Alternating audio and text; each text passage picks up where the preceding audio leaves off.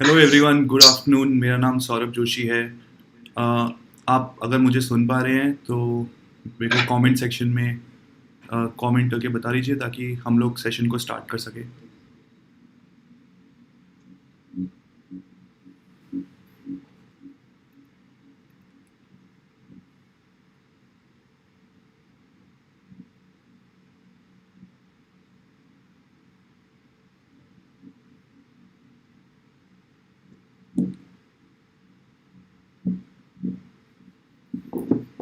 Okay, so audio clear है and let me welcome all of you. So there I am, thank you so much again आज live आने के लिए आप लोग। आज का जो सेशन है पाठशाला का वो फिफ्थ टॉपिक है। और जो टॉपिक है वो है event day. Basically event day एक बहुत बड़ा दिन होता है जिसको हम डी डे भी बोल सकते हैं। So before going further, first of all मैं आप लोगों को सबका वेलकम करना चाहता हूँ। Thank you so much for coming live for this session. Please इस चैनल को जिन लोगों ने सब्सक्राइब नहीं किया है वो लोग सब्सक्राइब कर लें and please press the bell icon also so that you get the updates. And also about Pathshala sessions, जो जिन लोगों ने ये फर्स्ट सेशन है जिनका जो पाठशाला का ये सेशन देख रहे हैं, पहले के 4 जो सेशंस हो चुके हैं, 4 हो चुके हैं, वो ऑलरेडी यूट्यूब के चैनल पे फूजी फिल्म एक्स इंडिया के चैनल पे आपको मिल जाएंगे, जो कि आप देख सकते हैं। इनकी एक प्लेलिस्ट है। एंड ऑल्सो पाठशाला सेशन के बारे में अगर मैं बात करूँ तो आज का जो सेशन होगा वो प्रेजेंटेशन होगी, क्विक प्रेजेंटेशन होगी, कुछ इमेजेस होंगी, और जो हमारे गेस्ट मेंटर हैं वो हैं निखिल शास्त्री जी।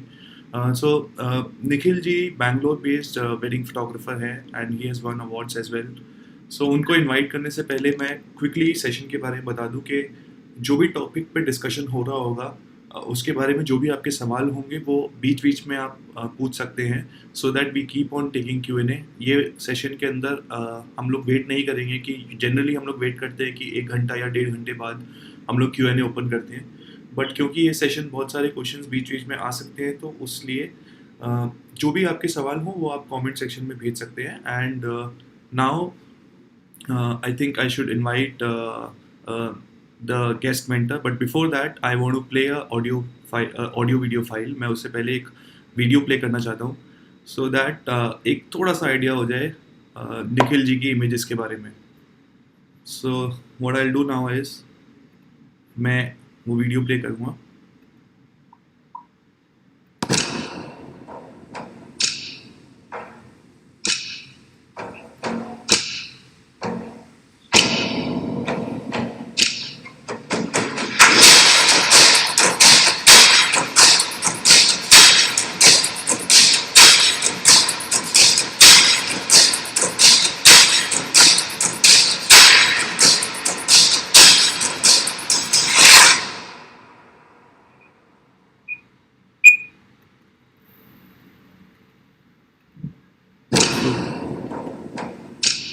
Just a second. Yeah. So what a beautiful all those images were। अभी एक काम करते हैं, जो भी ये इमेजेस के पीछे जो है निखिल जी, उनको इनवाइट करता हूँ मैं। And there you are, so he is already connected. Hello, कैसे हैं आप सर? बढ़िया सर, आप बताओ। एकदम आप बढ़िया। कैसे? All good, all good. Thank you so much आने के लिए निखिल जी। सो हम लोग सब बहुत सारे लोग देख रहे हैं लाइव अभी, एंड आप भी बैंगलोर से लाइव हैं। So how are things at your end? कैसा जा रहा है? What are you doing nowadays? अभी कैसे टाइम पास कर रहे हैं? लॉकडाउन 4 भी हो चुका है शुरू। It's been long. If you want to share. नहीं, but I mean it's going fine यार। 6 वीक से घर में बैठा हुआ हूँ। I have a young daughter, she is 2 years old। तो पापा मम्मी भी मेरे साथ रह रहे हैं अभी, तो I am just chilling with them. उनका फोटोज खींच रहा हूँ रोज। मेरे पास पहले आई मीन जब से मैंने फूजी लिया है तो आई रियलाइज्ड एंड नोटिस कि मैं घर में काफी फोटोज लेता हूँ। And it's not only the phone. तो मैं अपने कैमरा भी साला डाइनिंग टेबल पे रहता है दिन भर। I pick it up whenever I feel comfortable and मैं फोटोज खींचते रहता हूँ। That's what I am doing man. Otherwise थोड़ा मार्च तक हम शूट कर रहे थे वेडिंग्स, तो काफ़ी बैकलॉग है एडिटिंग का, तो वो भी चल रहा है side by side. But otherwise हाँ, बैंगलोर में वैसे ज़्यादा कुछ it's not very strict lockdown, तो इट्स फेयरली कंफर्टेबल, बस हो रहा है। बट या दैट्स व्हाट इज हैपनिंग। आप बताओ। ऑल गुड सर, हम लोगों के सेशन चल रहे हैं कंटिन्यूसली। आज ये 5th सेशन है आपके साथ, and it's a very big topic जो आज सेलेक्ट हुआ है, that the event day, because D day जिसको बोला जाता है, द मेन डे जिसकी तैयारी, I should say that it starts from the day आप एक क्लाइंट से मीटिंग करते हो, और इसकी तैयारी इस दिन बहुत सारी चीज़ें होती हैं, and I am sure that जितना मैं आपको जानता हूँ, I am sure you will guide us further about, and the viewers also, कि कैसा है क्या है। सो अगेन मैं सबको बोलना चाहूँगा, जितने भी लोग देख रहे हैं, आज का सेशन निखिल शास्त्री जी के साथ में है। He is a wedding photographer and also on board to Fujifilm India.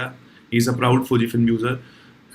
तो इनका इमेजेस का वीडियो आपने क्विक वीडियो देखा था, बट आज के सेशन में बहुत सारी ऐसी इमेजेस होंगी और बहुत सारे आई एम श्योर आपके पास सवाल भी होंगे जो आप पूछ सकते हैं, बिकॉज जितने भी सेशंस निखिल जी पहले भी हुए ना, उनमें भी बहुत सारे हमें ऐसे सवाल आते हैं कि सर ब्राइडल या कपल पोर्ट्रेट्स का सेशन नहीं मिलता है, या फिर दूसरे टीम के साथ क्लैशेस होते हैं, या फिर टीम मैनेजमेंट को कैसे करना चाहिए, बहुत सारी चीज़ें। आई एम श्योर कि लोगों के पास अपने सवाल और भी होंगे। सो टाइम ना ज़्यादा वेस्ट करते हुए सबका, हम एक काम करते हैं, सेशन स्टार्ट करते हैं, and the screen is to you. मैं कंटिन्यू रहूँगा आपके साथ में, एंड कुछ क्वेश्चंस भी मेरे पास भी हैं। आप भी आई थिंक होप आप देख पा रहे हैं, जो मैंने आपको लिंक भेजा था, आप देख पा रहे हैं चैट भी। लोग there are fans also, so there are people who follow you. अच्छा, बढ़िया। सो हाँ, तो जैसे सौरभ बोल रहा था, तो please ask questions in between. कुछ भी डाउट हो तो पूछ लीजिएगा, मेरे को भी चैट दिख रहा है लाइव, तो कुछ भी हो तो पूछ लीजिएगा। मैं I try and answer it to the best of my ability. I'm going to start sharing my screen. Yeah. अगर आपको दिख रहा है तो बताइए। Not yet. Is it clear? No, not yet. आप वो एक रेड मार्क आ जाएगा जैसे ही once you start sharing the screen. अच्छा, let's see this.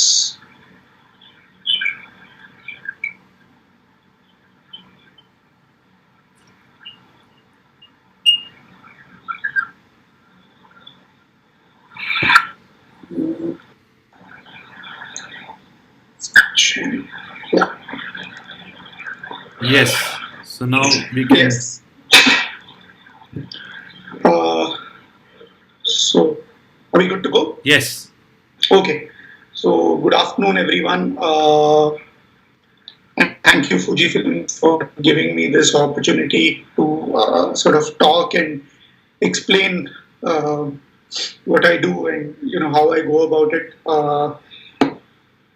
इन्होंने मेरे को बोला कि इवेंट डे के बारे में बात करो, पर सिर्फ इवेंट डे के बारे में बात करना इज काफी मुश्किल। आई मीन इट्स क्वाइट डिफिकल्ट, क्योंकि a lot of the work that goes in before and from the time, जैसे सौरभ बोल रहे थे, from the time that you start talking to the client till the wedding or the event day actually arrives, इतना सारा काम करते हैं हम with regards to मतलब communication हो, उनसे बातचीत हो, questionnaire हो, जो भी हो, it all equates to or the main reasoning behind doing all of that is so that event day goes out smoothly and ऐसे कोई प्रॉब्लम्स ना हो। तो before I start talking about the event day, मेरे को I just wanted to give you some context, and मेरे को आपको मतलब मेरी शुरुआत एंड उसके बारे में थोड़ा बोलना था। तो 2014 में मैंने अपनी पहली शादी शूट की थी। ये एक्चुअली एक दोस्त की शादी थी, मतलब बहुत ही सिंपल सी शादी थी। ये लोग मतलब 50 से 60 लोग एक रिजॉर्ट गए, और हम मौज किया और हमने शूट किया। इनको फोटोग्राफर नहीं चाहिए था, मेरे को थोड़ी बहुत फोटोग्राफी आती थी, तो उन्होंने मेरे को बोला why don't you shoot the wedding. इससे पहले मैंने कभी शूट नहीं किया था शादी, तो मेरे को ऑल्दो मैंने अपना I mean I had got married, but मेरे को आइडिया नहीं था, मैंने इतनी सारी शादियां अटेंड नहीं की थी, तो मेरे को बिल्कुल आइडिया नहीं था कि होता क्या है। तो मैंने देखा 2014 में ये इतनी छोटी सी इंटिमेट शादी मैंने शूट की, बहुत मजा आया, everyone was having so much fun, and then I was like, ठीक है, like this seems like a interesting space to be in, so why don't I try and get into this, and तब मैंने ये किया था कि और मैंने रियलाइजेशन हुआ था कि अगर मैं शूट करूंगा तो मेरे को ऐसे शादियां शूट करनी है जो कि एकदम सिंपल सी हो, इंटीमेट हो, लोग मजे कर रहे हैं, अच्छे लोग हो, and I don't want to shoot the big lavish weddings, मेरे को I want it to be personal, so that's when I decided कि ये इसको मिशन स्टेटमेंट बुला सकते हैं, बट जब मैंने डिसाइड किया कि मैं शादियां शूट करूंगा, तो मैंने दो चीज डिसाइड की कि मैं करूंगा, एक तो अच्छे लोगों को शूट करेंगे और मजा आना चाहिए शूट करते करते, और बस मेरे को यही दो रिक्वायरमेंट्स थे। At the time I started doing this, मैं और चीजें भी करता था, आई वाज आल्सो वर्किंग, सो मेरे पास इतना टाइम नहीं था, बट जब भी मेरे को टाइम मिलता था, या तो दोस्तों की शादी वादी हो रही थी, तो मैं I used to end up shooting. So from the first 2 years of my photography career, which was probably 2014, 15, 16, मैंने सिर्फ दोस्तों की शादियां शूट की, और like most of them were either friends or friends of friends, and it was very simple to do it, right? मतलब there was no मतलब मैं जानता था इन लोगों को, मैं जो बताना था मेरे को मैं बता सकता था, मैं फैमिली को जानता था, पापा मम्मी को जानता था, so my exposure towards wedding photography was a very easy one, because मैंने ज्यादा स्ट्रगल नहीं किया इनिशियल डेज में, क्योंकि मैं सब कुछ जानता था। नाउ कम्स 2016, जब मेरे को और सारे इंक्वायरीज आने लगे, मेरे को बाहर से लोग पूछने लगे कि ठीक है आपका काम देखा है, मेरे को आप शूट कर सकते हैं मेरी शादी, तब मेरे को रियलाइजेशन आया कि when I am shooting someone I don't know, it's very important to develop that trust with that person. तो I started spending time and effort in trying to develop that trust, and it didn't come naturally, kyunki it's easy to interact with your own friends, but I realized that the importance of soft skills are a lot more than when it comes to the actual shooting and the technical aspect of shooting photography. So what did I start doing? I started spending time with the clients, talking to them, अगर मतलब जैसे अगर उन्होंने 3-4 महीने किया तो मैं उनसे बात करता था, I to just try and figure out कि क्या कर रहे हैं, आई टू ट्राई, अगर वो बैंगलोर बेस्ड हो तो I to go and try and meet the family, spend time with the parents, explain to them कि हम क्या कर रहे हैं, कैंडिड फोटोग्राफी क्या होता है, how will we approach the wedding, and I started spending more time in doing these things. Now how this helped is the clients knew me before the event day. तो मेरे को they knew me and people I used to work with as people, as opposed to a photographer who just ends up being there on the wedding day. And doing that, again, because they have that trust in me, they let me do whatever I wanted. So I started experimenting with trying to see if I can develop my skills as a photographer in different ways and not just shooting normal things.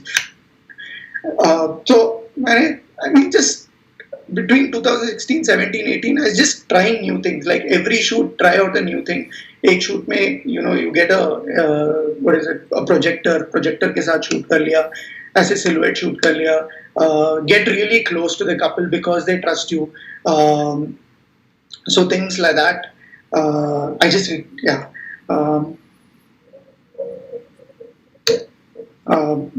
allow the couple to do weird things and let them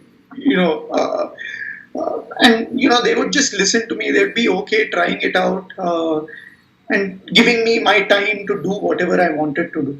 Um, I tried flash, I tried gels, I tried doing other things with things like that.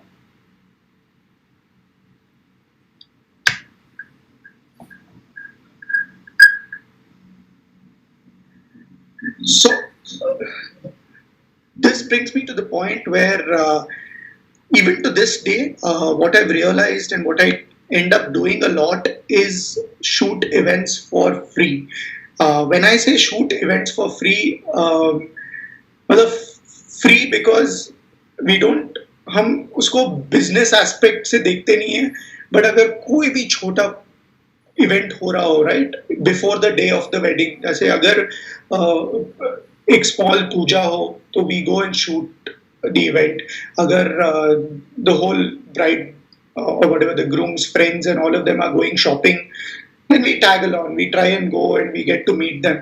Now I say free, but it's not free because it gives us a lot in return. हमें we get to meet them, we get to build that trust, we get to spend some time with the couple and the family and the friends, and this gives us access into everything come the bigger day or come the bigger events. जैसे आप देख रहे हैं यहाँ पे हम client के साथ शॉपिंग के लिए गए थे, तो ये लोग खरीद रहे थे अपना खाना, कपड़ा वपड़ा, तो we got a chance to shoot that and also spend some time with them. This was जैसे usually होता है, bride gets her mehendi about 2 to 3 days before the actual mehendi event, and then on the mehendi day she's not really getting mehendi, but we end up trying to go there, उनके साथ थोड़ा spend करते हैं time, एक दो pictures ले लेते हैं, but it doesn't really give us lots in terms of pictures, but the client is also happy कि they've tried to spend some time with us, they're giving us more than what we've paid for.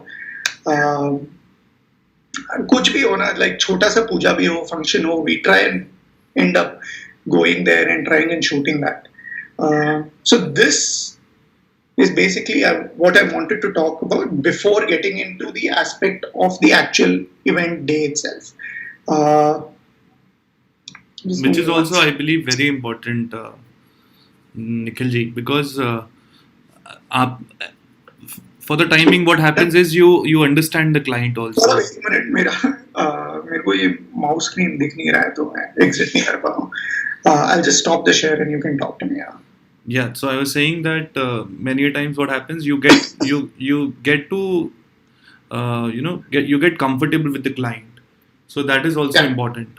When I think before going to the D day, I think whatever you do बहुत जरूरी भी है, and you very well said that you don't think it as you are shooting for free, because ये आपको in return बहुत चीजें देता है.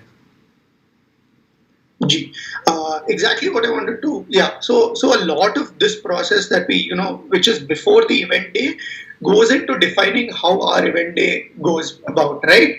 And it helps us smoothen the entire process. So that's why we spend the time and the effort. Try करते हैं कि कोशिश करते हैं कि we try and spend some time with the couple and the family and the friends to get to know them. अभी how this helps is जैसे come the wedding day or come the event day, everyone knows Nikhil as Nikhil, or my team Ayushi as Ayushi, or Raj as Raj, and there is no like you can directly approach say for instance you can approach the bride's dad or the groom's dad and say, uncle, can you आप थोड़ा हट जाइए, मेरे को यहाँ से photo खींचना है, या तो the cousins or whatever, and it just helps as opposed to वहाँ पे शूट कर रहे हो, then कोई चिल्लाता है कि यार तुम नीचे हो, हट जाओ, ये वो, तो वो सब हमारे साथ होता नहीं है ज्यादातर, क्योंकि हम ये एफर्ट डालते हैं कि हम ये रिलेशनशिप बिल्ड करें. So this is what I wanted to talk about initially. Now I'll try and get into the actual aspect of wedding photography. Sure. And the event day itself. I'm just going to share my screen again. Sure. Saurabh, I just wanted to check with you. Is timing wise, is it okay? Yeah, As in it's terms of absolutely fine. when I'm speaking about the pictures, or should I slow it down? No, Or is it's it fine. एकदम सही है. okay? Right. Uh,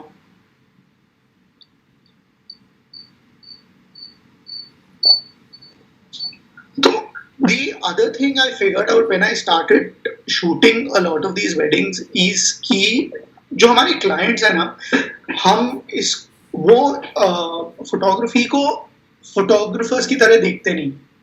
उनके लिए they are hiring someone to shoot the wedding, and for them it is basically a service that you are providing.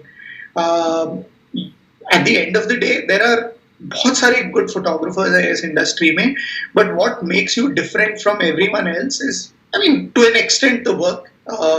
But it's also the service that you provide and the experience that you provide to your couple. So it is something that everyone should realize कि we are not here to be creative all the time, but we are in the service industry and we should try and build our entire workflow or event day पे हो or interaction with the client हो जो भी हो along this fact that it is actually a service that you're providing. Again, ये 3-4 साल करने के बाद मेरे को ये रियलाइजेशन भी आया कि मेरे को क्या नहीं करना है, और मैं इसके बारे में बहुत क्लियर था. सो फॉर इंस्टेंस मेरे को बिग टीम नहीं चाहिए था. I wanted to play with a very small team and shoot very very small weddings. मेरे को वीडियो में बिल्कुल इंटरेस्ट नहीं था. काफ़ी लोग मेरे से पूछते हैं कि हमारे क्लाइंट्स चाहते हैं कि एक ही टीम करे wedding and video and for stills. But again, like I've been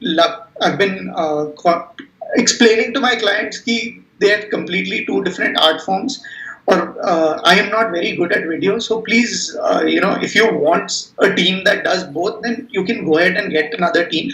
But we are not comfortable doing video क्योंकि हमारा video अच्छा नहीं है. So these are things that I was very clear about, and I made this realization early on. So I wasn't stressed about a lot of things that other photographers are stressed about.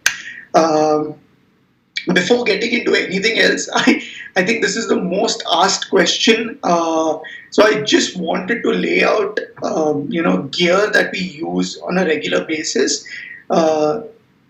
Again, like working for 5-6 years of doing this, we've tried to simplify the entire process of how much we carry and the gear that we have. So our system is very simple between, and usually it's two of us who shoot every wedding.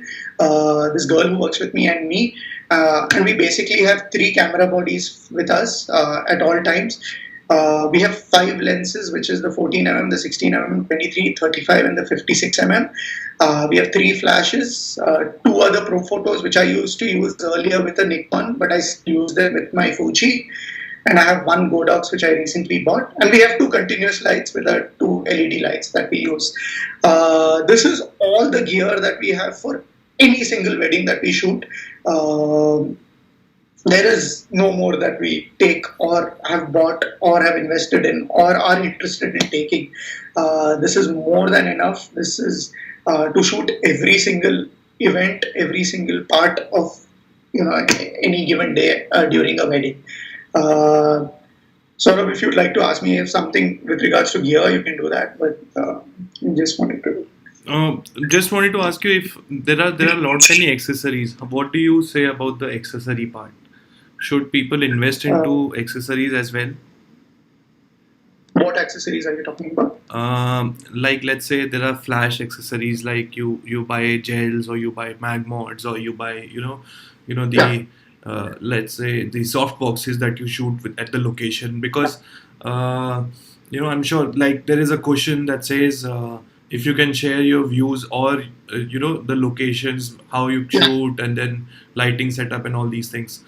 So in that case, what do you say about it? So you should buy it, you should use it, and then you should figure out whether you need it or not. There is or because everyone has a different approach towards shooting weddings. My whole thing was to be very quick and nimble. I don't want the hassle of carrying too many things. When I shoot a particular scene or an event or when I'm shooting a picture, right?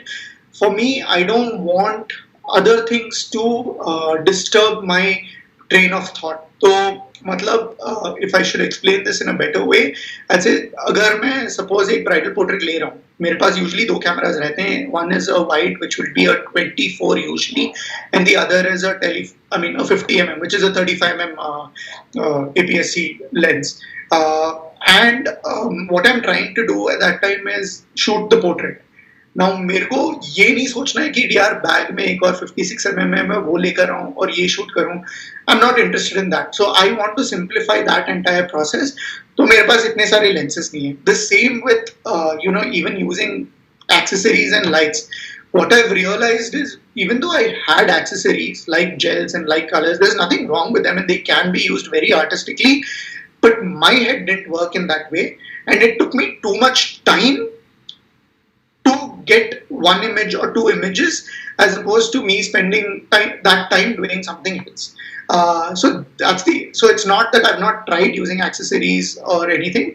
I've tried it, I've used it, I'm done with it, and I've realized that that's not what I want, to in the future. So I've kept it in the back, and most of it is still there with me. I'm very bad at selling stuff, so if anyone wants to buy anything, then please. Okay, so I have two questions before we go further. One is definitely from the audience. So people they're asking, since you are you're like a fanboy for Fujifilm, okay? So आपके पास X-T2 भी है, X-T3 भी है. You have X Pro 3 also, which is the latest one. So and also the Fujifilm has announced about the X-T4. So उस case में क्या आपको लगता है कि आप मतलब what is your say for the X-T4? Are you going to buy X-T4 also? I'll give you an honest answer. There's one big thing that I do not like about the X-T4, which I've not tried it, so I don't know. Okay. But I don't like the way the screen looks based on the videos that I've seen. Okay, the flippy screen is something which currently, without using it, I'm not comfortable with. I might be completely wrong about it, so I don't know. The other reason I might not buy it is because your firmware updates are so good.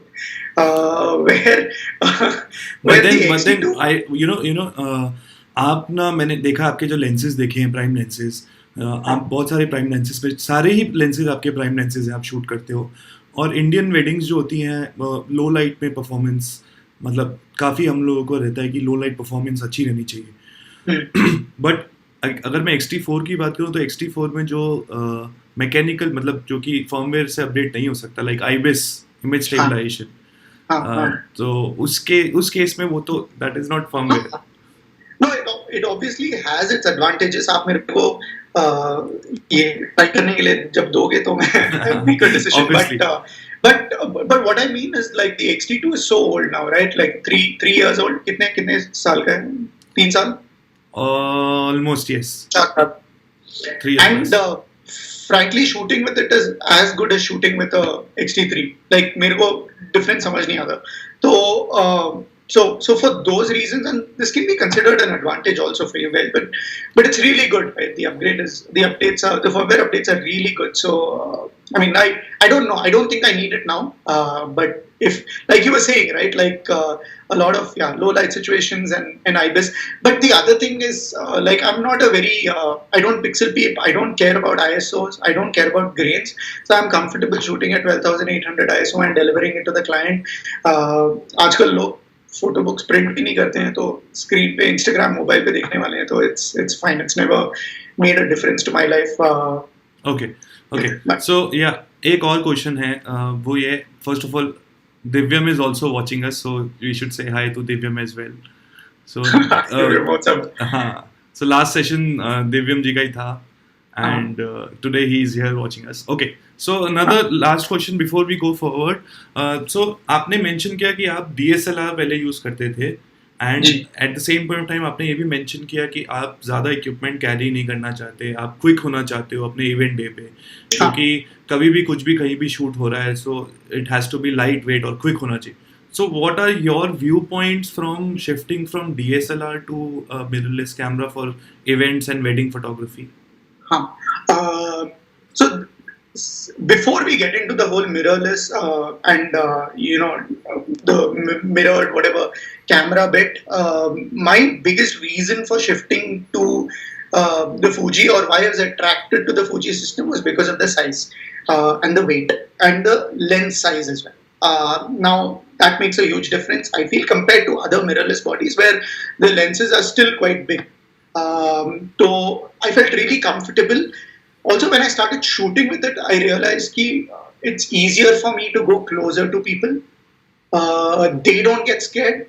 I am not scared of getting close. So this has changed my shooting style a lot more.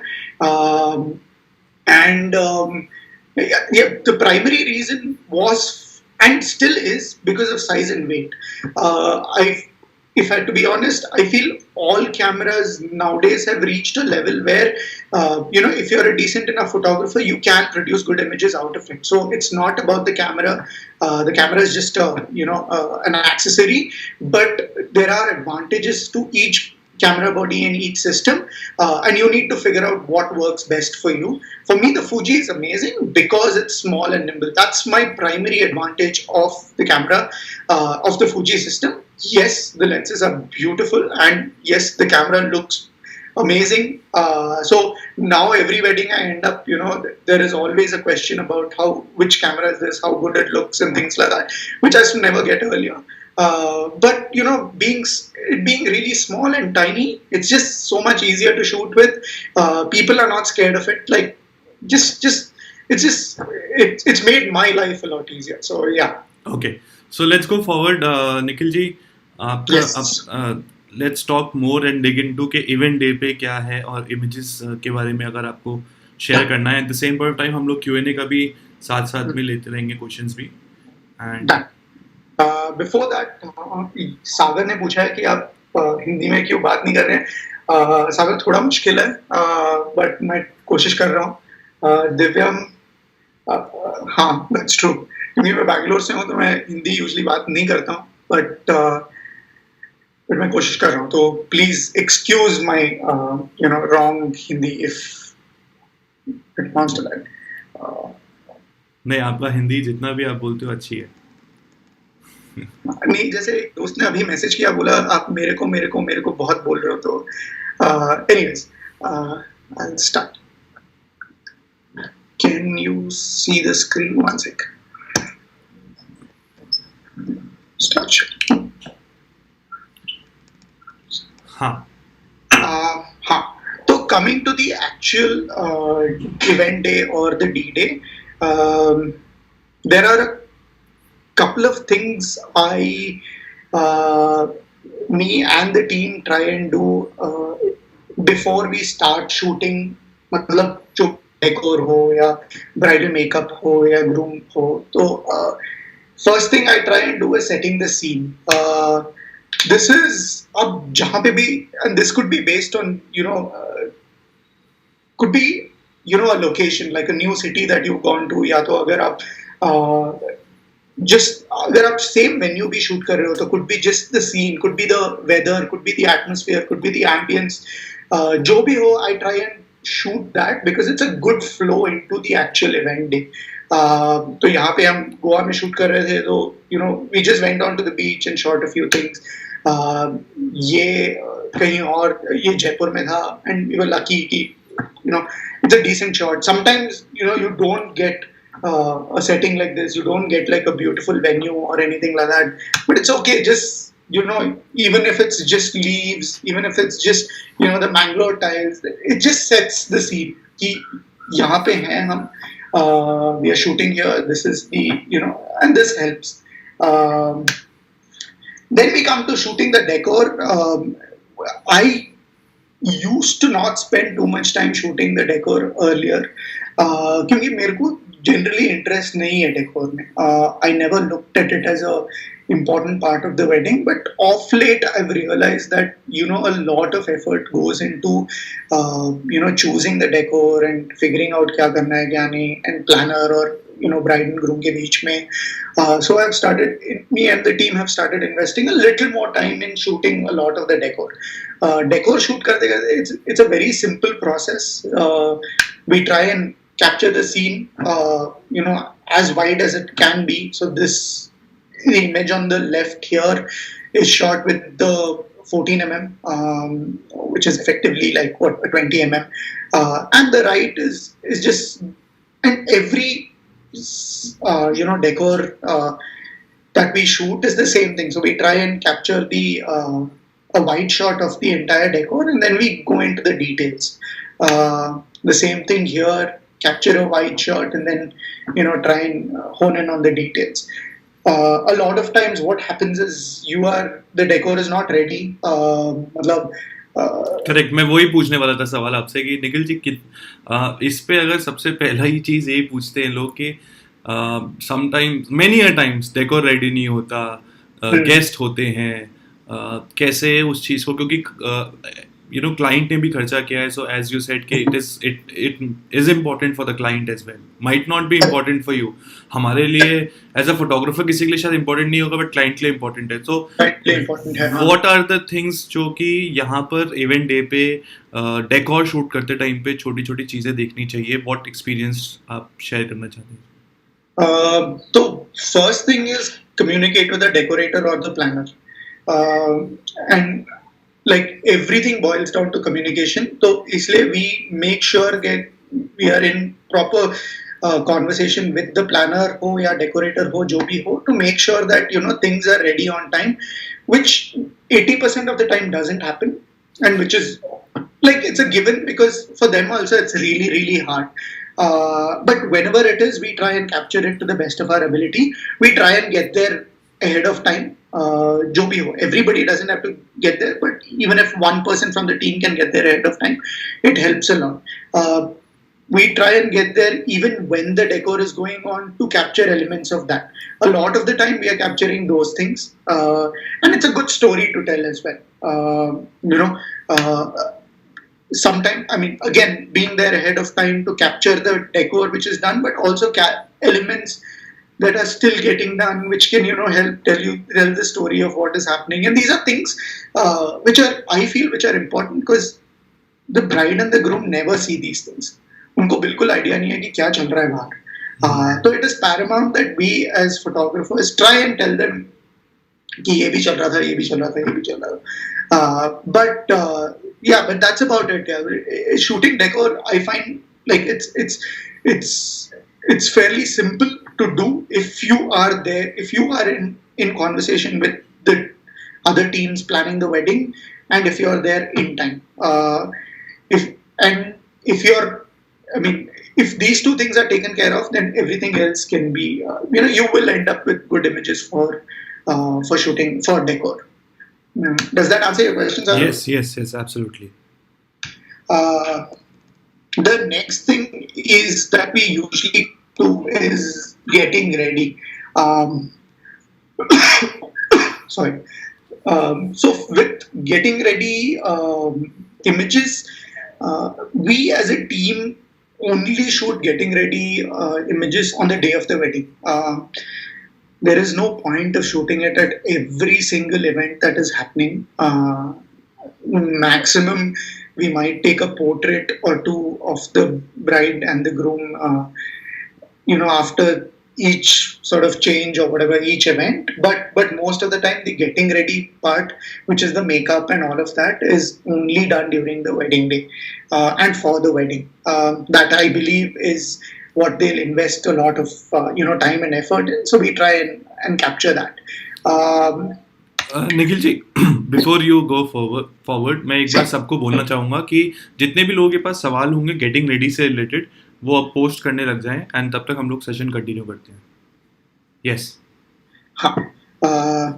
Again, so like I was saying, I've developed my entire thing to keep it very simple. So this again starts with conversation with the makeup artist. try and figure out where they're going to do the makeup.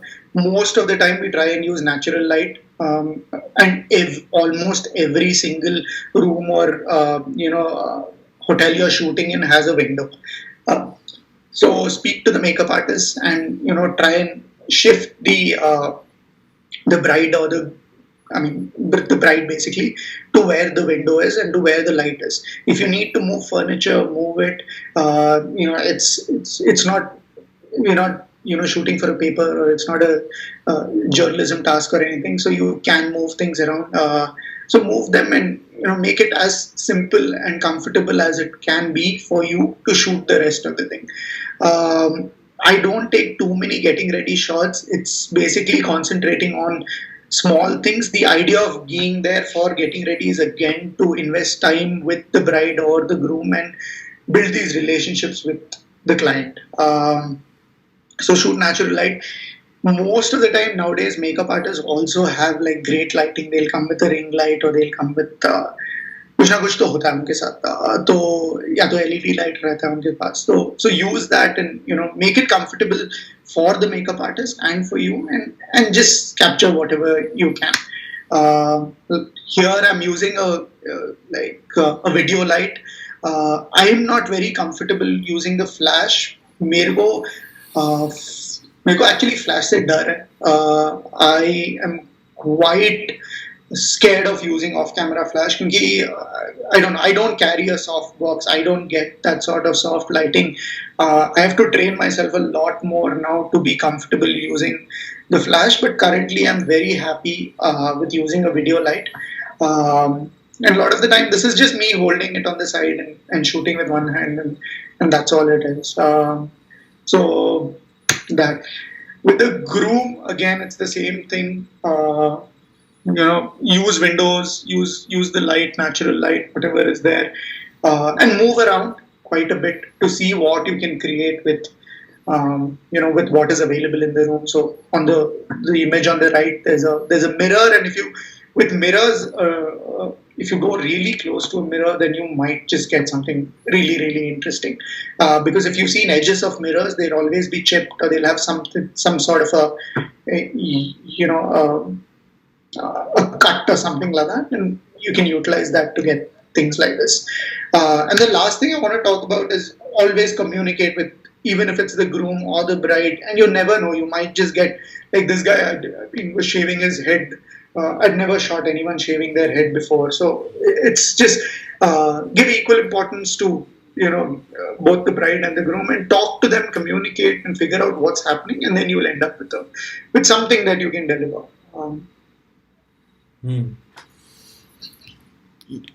How important, Nikhil, getting ready shots are for the clients? How often your clients have come back to you and said कि आपने इतने shots ही लिए हैं, या आपका जो मेरे makeup के टाइम पे, या मेरा क्लोजअप नहीं है, या ये नहीं है, ये कंप्लेंट्स क्लाइंट करते हैं?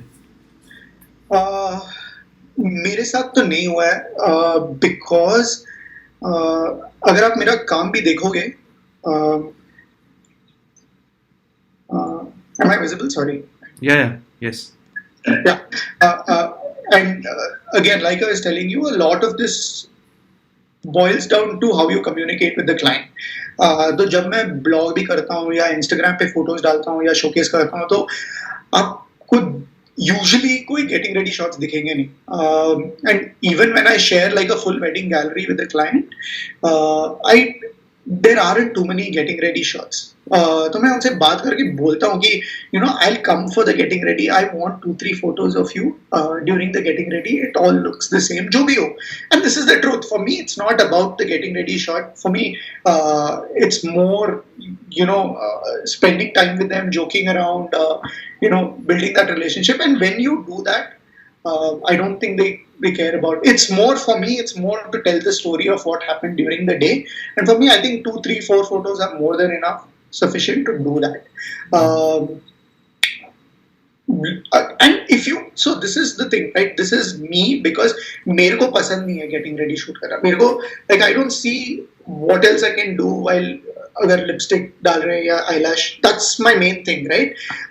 More than that, I don't see what I can do or add to it. तो मेरे लिए important नहीं है. But if you really enjoy shooting ready, then you should shoot it and you should tell your clients that you do it and you should. तो it depends from person to person, but मेरे को ये इतना भाता नहीं है, तो I don't spend that much time doing it. तो एक क्वेश्चन पूछा है कि how do you plan a wedding shoot. तो इसके अंदर बेसिकली ये बहुत बड़ा क्वेश्चन है, ये पूरा सेशन ही उसके ऊपर है. बट अगर मैं इसको थोड़ा डिग इन करना चाहूँ, ये excuse me, I am so sorry.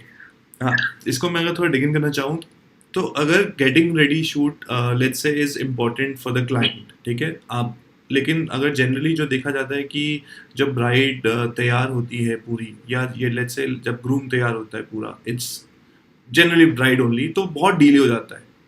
You have to reach to the location also जहाँ पे हो रही है, और आपको यहाँ का फाइनल शॉट भी लेना है.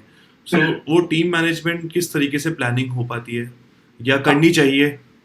हाँ, तो basically because somebody has to shoot the decor also. आप किसी को डेकोर भी शूट करना है जाकर उधर. yes. So usually, like I was saying, we whether it is we usually shoot very small weddings, ठीक है, मतलब इतने बड़े नहीं रहते. हमारा usual wedding count, guest count रहता है around 150-200. So they're usually very small weddings. What we tend to do is even team size is very limited. So ज़्यादा से ज़्यादा 3 लोग होंगे, वरना it's usually 2 people shooting any wedding. What I try and do is one person first initially goes to shoot the decor. That is the first thing that needs to be done. Like I was saying, from before it gets done, we try and start getting a few shots of, be it the scene, be it the actual decor getting done and things like that. So it starts a little ahead of time. If there are 2 photographers remaining, then we just split ourselves into one spending time with the groom and one spending time with the bride. If that isn't the case, then we again speak to the client, and if it's only 2 photographers, we either ask them to get ready in the same room, which has happened quite a few times. The thing is, we don't ask. A lot of us don't ask, but if you do, then you might get that, they might heed to your request. या तो we change the timing of the getting ready. So, we'll tell the groom to get ready half an hour before, so that you can just step in, shoot a bit of his getting ready, and then come out again and shoot the bride. या जो भी हो. Also noticed, you very well said कि nowadays अगर let's say resort वगैरह में हो रही है, तो getting ready usually, there are rooms next to each other. Generally ऐसा ही होता है. Yeah. The problem is we don't ask and we don't, tell them that what our problems are. If you're comfortable telling them, what situation you're in, and not worried about what they'll think कि यार नहीं क्यों नहीं कर सकता, इतने लोग आ रहे हैं, इतने photographers आ रहे हैं. It's just about talking to them and telling them कि if you want the best output out of this, just, can you, change your schedule according to this. And usually they'll be happy doing it. We also have to realize that our clients don't look at, their wedding as we do as photographers. So they have zero knowledge about how we want things to be done. So actually talking to the clients with regards to, timing of anything from, simple things like this has helped us a lot of times, where we tell the client that please talk to your pandit once before to understand where you're going to be sitting. ठीक है, like they'll plan कि sunset wedding हो बीच पे हो रहा है, but हम यहाँ पे रखेंगे, and then suddenly one very strict pandit then comes and says नहीं यार, you cannot face that way, then the whole thing is gone, right? So there is these small things that you need to talk to everyone about. Lighting, which is something that you should concentrate about. Your string lights, if you're putting, then just triple the amount. And these are things that for them, they'll just call you and say, no, we are putting string lights, it's going to be very beautiful. But actually getting into the details of it and nitty-gritties and explaining your point of view will help in smoothing out the entire situation. So spend a lot of time and effort in talking to the client properly and explaining your side of the story. Now, if they don't, heed or whatever, they don't do what you ask them to do, then at least you've been you've conveyed what you want out of them. So Okay. that is my opinion on this. Okay. So if we go forward now. Yeah, I just go forward. So that is basically what I was talking about, getting ready. And the next thing, so I basically go to shoot getting ready is because my main reasoning for that is to get individual portraits from the bride and the groom. Um, this is something मेरे को I really enjoy doing it. मेरे को portraits खींचना बहुत पसंद आता है, and I like doing something different each and every time.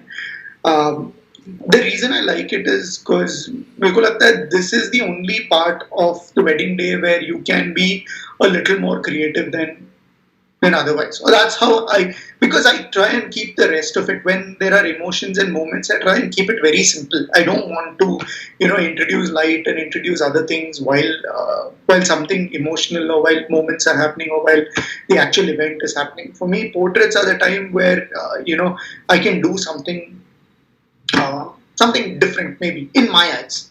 The other thing that I see a lot of photographers asking for is a lot of time from their couples. Like मेरे को 1 घंटा चाहिए, मेरे को आधा घंटा चाहिए, मेरे को 45 minutes चाहिए, which is fair. But again, what I've realized, मेरे लिए जो काम करता है कि I've realized that quantity of time does not equal to quality of portraits. Saying that ऐसा नहीं है कि 2 minute दो and you expect a brilliant portrait, but if you get 5-10 minutes, I think it's more than enough to take 2-3 pictures. उससे ज़्यादा मेरा भी दिमाग काम नहीं करता है to come up with something very creative. So I'm happy with 5 to 10 minutes if a bride or a groom gives me that. Usually they end up giving because I'm not asking for 45 minutes. And even though delays happen, I again बात करता हूँ and I tell the couple and the family that I just need 5 minutes or 10 minutes, and 10 minutes is not asking for too much. तो usually मेरे को मिल जाता है 5-10 minutes. I think मिलते भी 5 से 10 मिनट ही हैं. I think मिलते भी इतना ही टाइम है. जनरली लोगों का usually उतना ही मिलता है.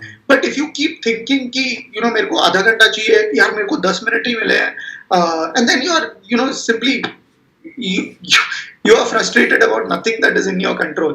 And I think for me personally, I feel 5 to 10 minutes is more than enough to create 2-3 good pictures. So before I'm sorry, before going further, Jay, quickly मैं आपसे एक चीज पूछना चाहूँगा कि जो ये 5 से 10 मिनट मिलते हैं, इसका सही यूटिलाइजेशन के 5 मिनट में हम ये शॉट्स ले भी सके, तो जो शॉट डिजाइनिंग होती है या शॉट का थॉट प्रोसेस होता है, इसके टिप्स देते हुए आप क्या बताना चाहेंगे कि डेफिनेटली आप अपनी इमेजेस के साथ भी दिखा सकते हैं अगर if you want to show कि कैसे शॉट डिजाइनिंग कर सकते हैं कि हमें ये 5 मिनट मिलेंगे और हमें ये चीज़ें शूट करनी है. तो जैसे आप गेटिंग रेडी शूट कर रहे हो ना, so keep an eye out for anything that you find interesting. A lot of the time when you're walking to the bride's room itself, you will find 2 or 3 interesting spots. या तो groom's room, you will find 2 or 3 interesting spots where you want to shoot. You just take them there. You plan your shot ahead of time, and that's how I do it. A lot of I'm also not one of those photographers who spend a lot of time with each situation or each location or each photo to move around too much, which is wrong to do, frankly speaking. But in my head, I've already decided what I want from the shot. So it's usually just fine tuning that. I'll mostly my initial thing is look for the source of light. Anytime I plan a portrait shoot, whether it's a couple or an individual portrait, the first thought is find a source of light. Could be a window, could be a bulb, could be some random light fixture or whatever that's there in the hotel. That's my initial, and like you'll see in the next shot. So, something like this. So I'm looking for something like this. Next, around that light source, I'm looking for a clean background, and then I'm looking for how to position the couple or the bride and the groom. This is how I mathematically try and figure out what I'm going to do with the bride and the groom while they're there. The last part is just make them pose towards the light.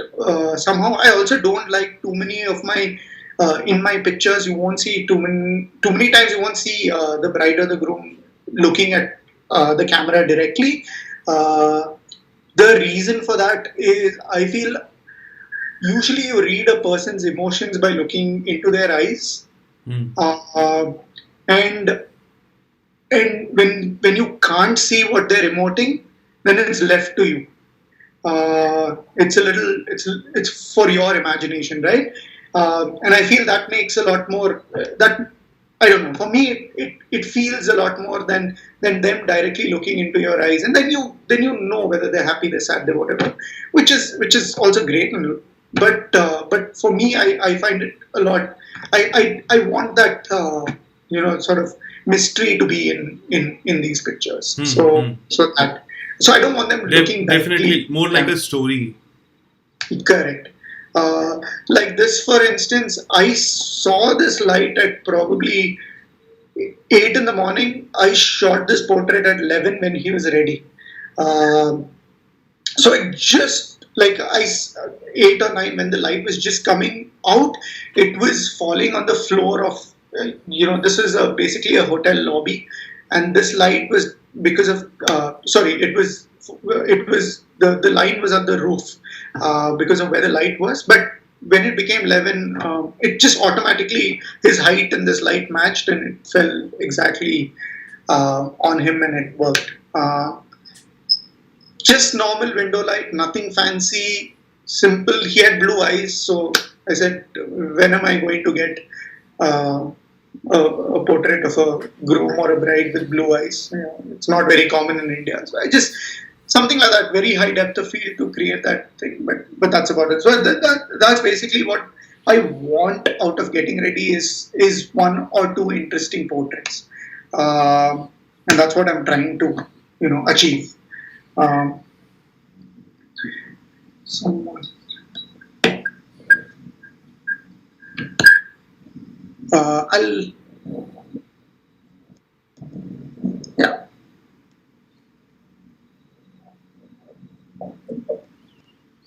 So there's somebody Sorry. asking, एक सवाल है संजीव जी का कि what was your previous profession before wedding photography? So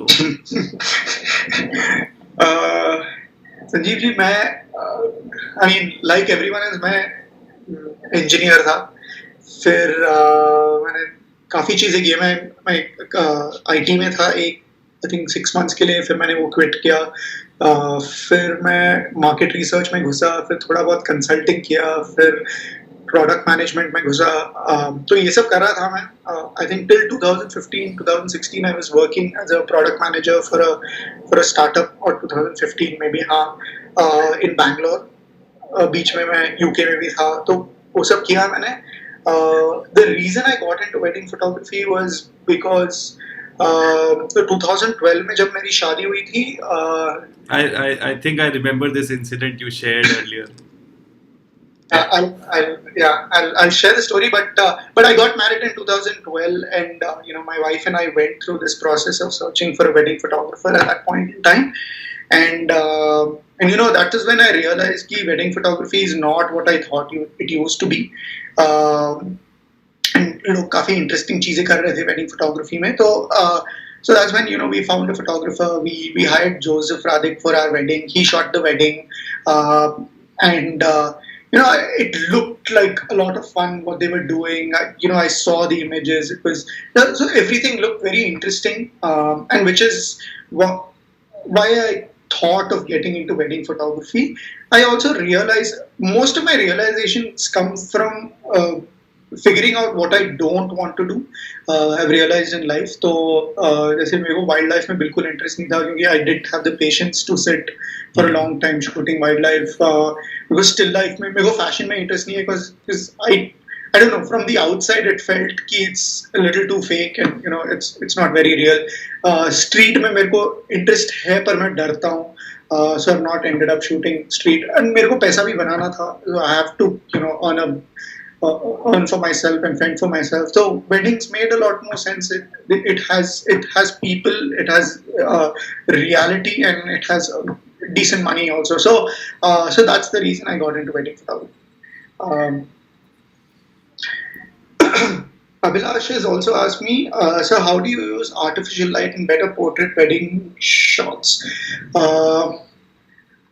Abhilash, most of the time मैं try करता हूँ कि I try and find natural light. By natural light I mean obviously during the day तो natural light मिलता ही है.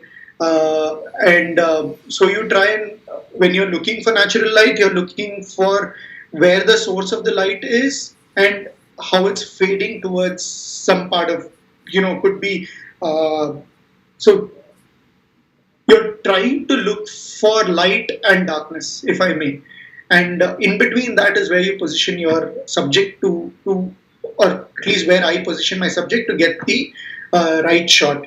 But with regards to artificial light, so like I was saying, I don't use a lot of artificial light.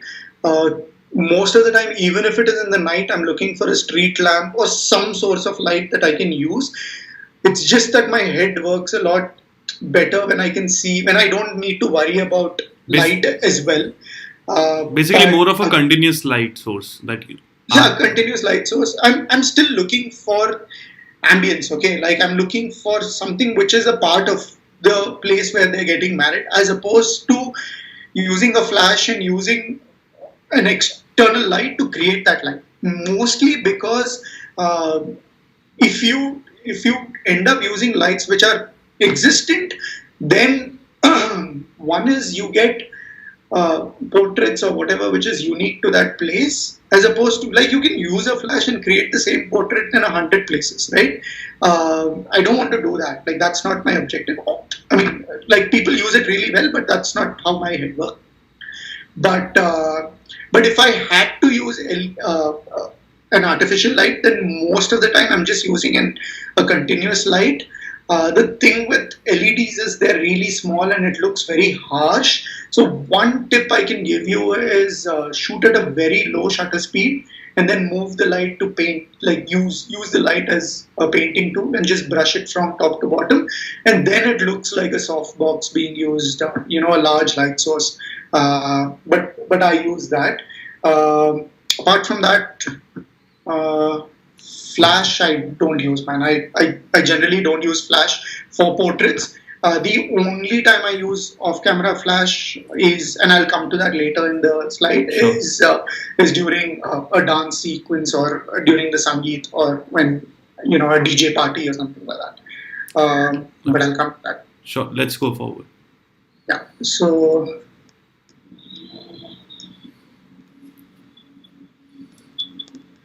this is an interesting question Hemlata has asked me.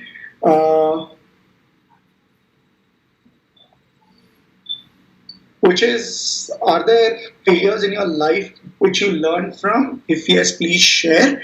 While it's still on screen, yes, Hemlata, tons of failures. Like I remember I think this was the second wedding that I shot in my life, and I'm shooting this alone. And I shot the Sangeet, and I'll try and find that picture, but the entire Sangeet I've shot tilted. Okay, like the entire Sangeet, every single photo that has been delivered to the client is a Dutch angle, and it's like look. Let me try and find it. But. So what went wrong? Tilt क्यों? I don't know what went wrong. Like I'll tell you another funny story. This was, I think, again the third wedding I was shooting or something like that, and I was shooting this gig with another photographer who I shot a lot with, which is Raj Ajay. I think he's also in the chat. But I shot this wedding with Raj, and this was one of our first weddings together. And this was a church wedding, and I'd never seen a church wedding in my life before. Um, and And so I don't know what happens in a church wedding, right? I didn't know that there is only one or two important parts to a church wedding. So I'm somewhere in the back of a church, and Raj is looking for me because the bride and the groom are exchanging rings, and I'm busy shooting something else. Small things like this, and I'll come to bigger failures in life, Hemlata, but small things like this I've definitely failed in, and these happen on a regular basis. Um, Okay, I'm not finding that picture, but if I could, I'll by the end of it, I'll either send it to you. I'm sure Bigger if I failures are things like trying my hand at video and failing miserably. I've left a lot of clients unhappy because of missed deadlines and it's just it's just it's just if you don't fail, then you're not going to realize or understand that what it is that you're failing at. So it's okay. So I've taken up video projects because of be it money, because of me thinking I can do a great job of it. But considering I have no interest in it or the realization that I had later on that I had no interest in it. I've frankly speaking, you know how do I put it? Been very unfair to a few of my clients. Made them wait for 6 months to a year before I deliver, the video, and so things like that. I've done that as well. Um, Otherwise, uh, yeah, I mean, everyone has tons of failures, yeah. But I don't know. If I think of more, I'll tell you about it. Uh, I mean, there's another I think we should question go by for Prabhu. further. If further in the presentation, if you have anything of the event day to talk about. Yeah, I will talk about that. I just wanted to answer one Sun. question by Praful, which is how do you learn the aesthetic? Um, I think this is an interesting question, Praful. It's learning the aesthetic is if how do I put it? You can only if for lack you for a lack of a better term, but you only shit out what you eat, right? So just try and consume as much great content that you can, be it any sort of, be it wedding photography, be it street, be it movies, be it music, whatever it is. Just try and consume a lot of great content, and I think our mind just tunes itself to looking at things in that way. So this is a short answer for a very long, um, topic of discussion. But yeah, I'll just go ahead to Yeah. the wedding day.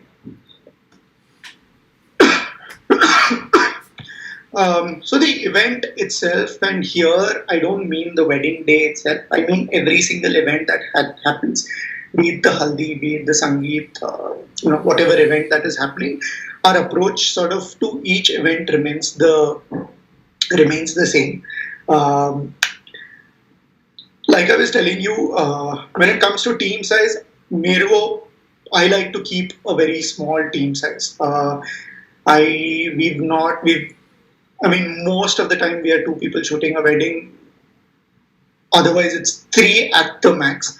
Again, like what I tell my clients is, I don't think more photographers equals to more pictures or better pictures. I don't see the need for a bigger team. Um, again, this might also arise out of the fact that we shoot relatively smaller weddings. I'm not shooting 800 people weddings. My clients are not asking for the so-called coverage, where every single client is covered. And this comes again from communication.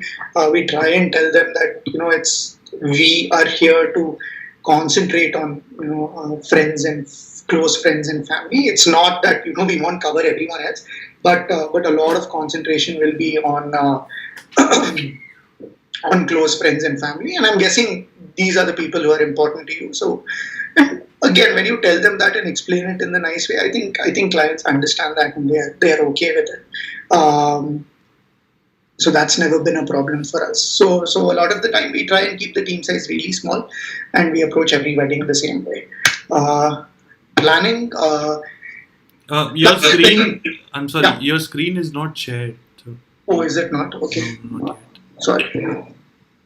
I thought आपने वो team का pick किया है topic, so you're talking, but अभी Okay. But there was nothing to share actually. It was just said Yeah. team size. हाँ. Yeah. Plan. So, like Saurabh asked me earlier also, we try and do a lot of not a lot of planning, but just simple things of where who needs to be and what needs to get done by giving each individual a task to do is and being very clear about it is it makes life very easy for you, for the team, and for that person itself. So you send a person saying, I want you to click decor pictures only, and as soon as the safa starts, I want you to take pictures of the safa being tied, and that's it. And just be very clear about what you want and expect out of that person while you're not there and away. Is one way to plan things. I also, when it comes to smaller pujas and events, we try and break up the team initially such that, if I am spending a lot of time with the bride and the bride's family, simultaneously the second shooter is spending a lot of time with the groom and the groom's family. So together as a team, we get to know, we don't miss out on anyone who's important and things like that come the main events.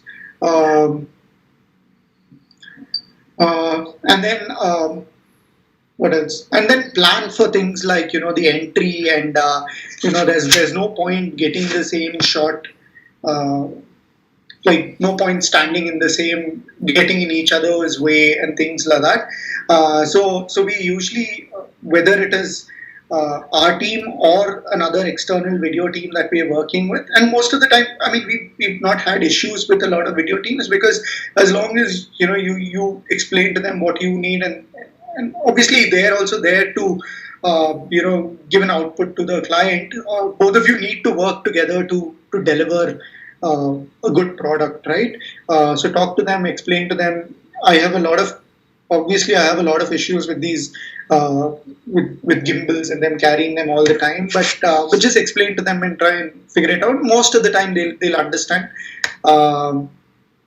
So yeah, try and be in different places.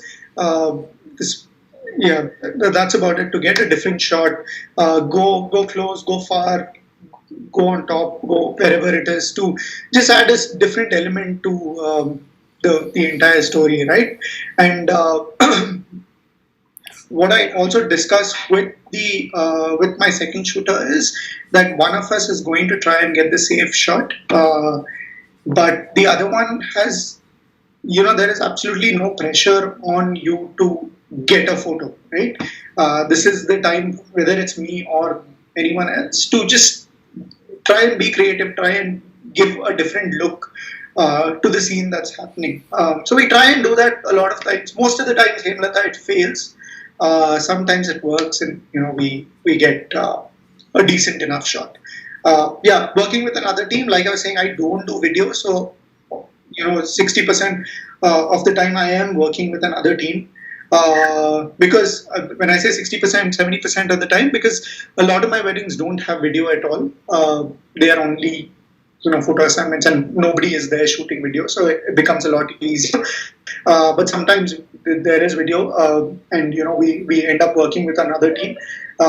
We do suggest a couple of video teams that we work with on a regular basis to the client. So they end up, if they end up picking them, then nothing like it. We've already worked with them. But if not, we have to work with a new team. It's okay. We've not had issues. Again, like I was saying, as long as you can communicate with them and explain your story and understand their and be empathetic towards what they need as well, and that's fine. Sometimes it doesn't work. After doing all of this, this is a wedding we recently shot, and it had 20 odd photographers, which I didn't even know, in spite of talking to the bride and the groom and everyone, and being telling them that we don't want too many teams to cover the event, but it just so happens sometimes, and try and make the most of it. Again, like all these guys who are shooting are friends of mine, and I mean, now they are, and we've shared a laugh, and it's okay. And their struggles are as great as yours, so it's okay. Everyone is just trying to take an image at the end of the day. Right. So this is what I have to say about shooting with a team. I'll come down to now the actual shooting of an event, and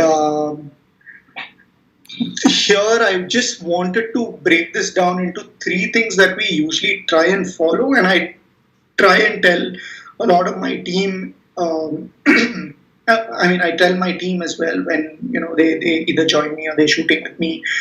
Is once the event starts, to just be present there. When I say present, I mean mentally present. To just keep an eye out for anything that's happening.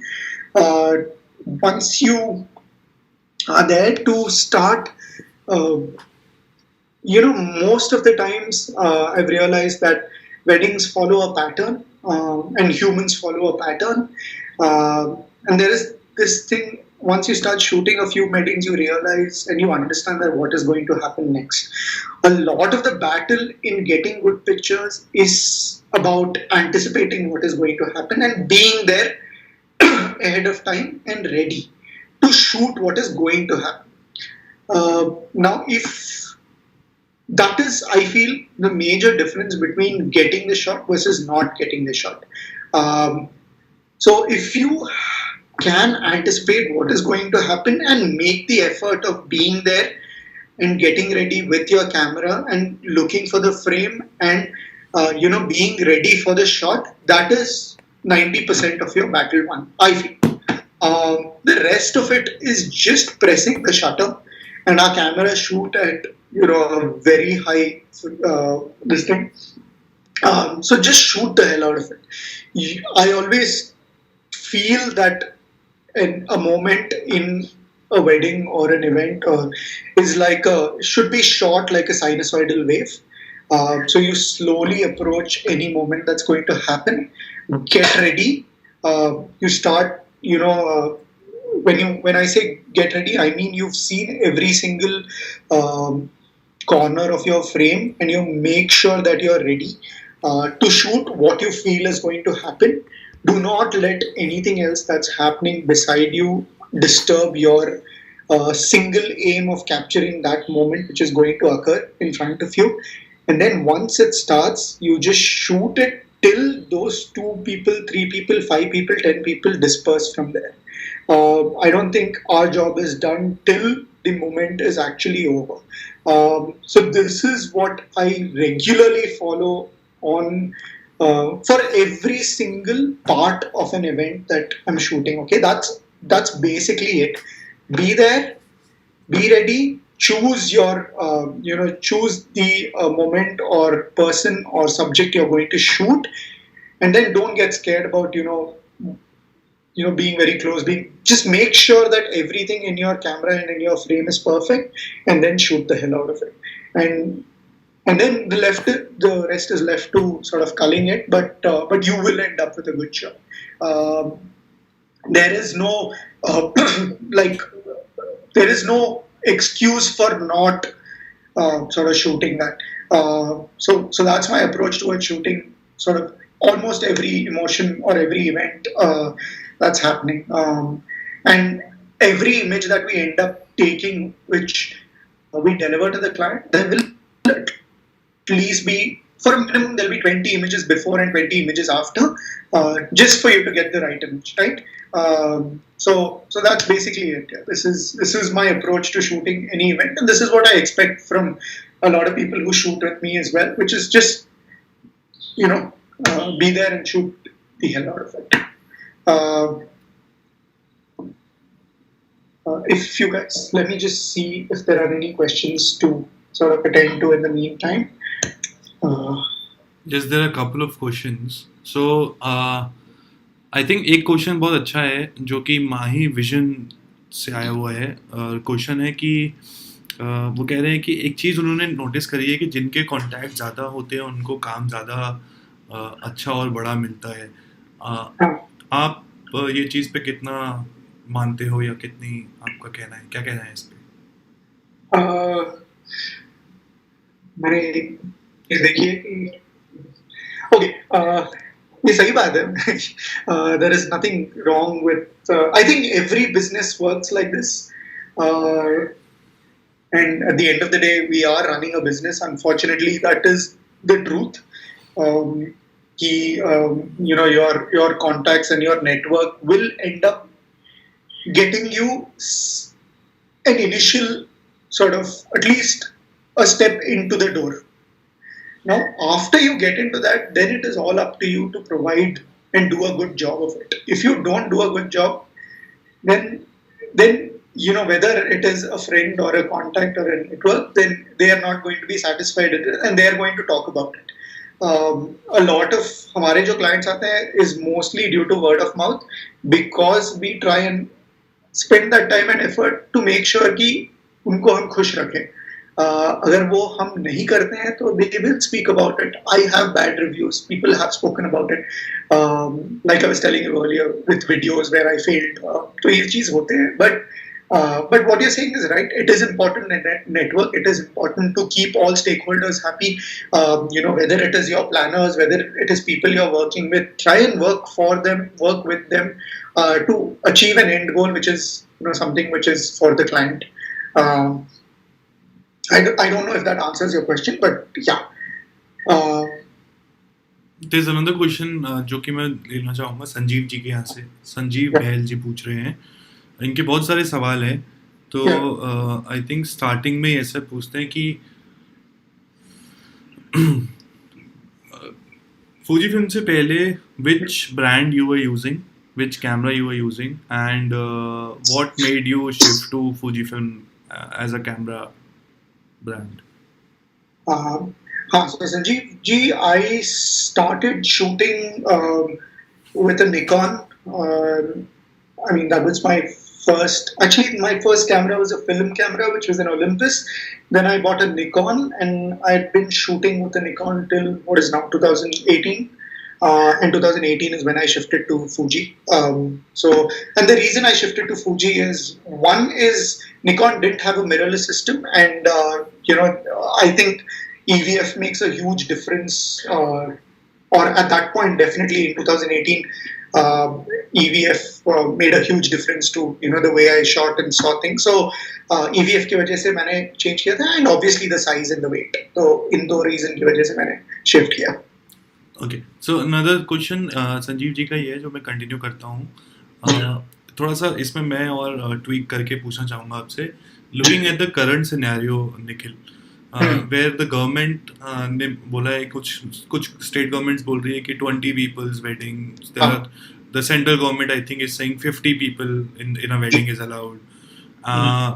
I am not saying कि हमें photographers को है ना wedding के assignments नहीं मिलेंगे, because अब वो 10 लोगों के साथ हो रही है कि 50 लोगों के साथ हो रही है, वो इमेजेस तो चाहिए.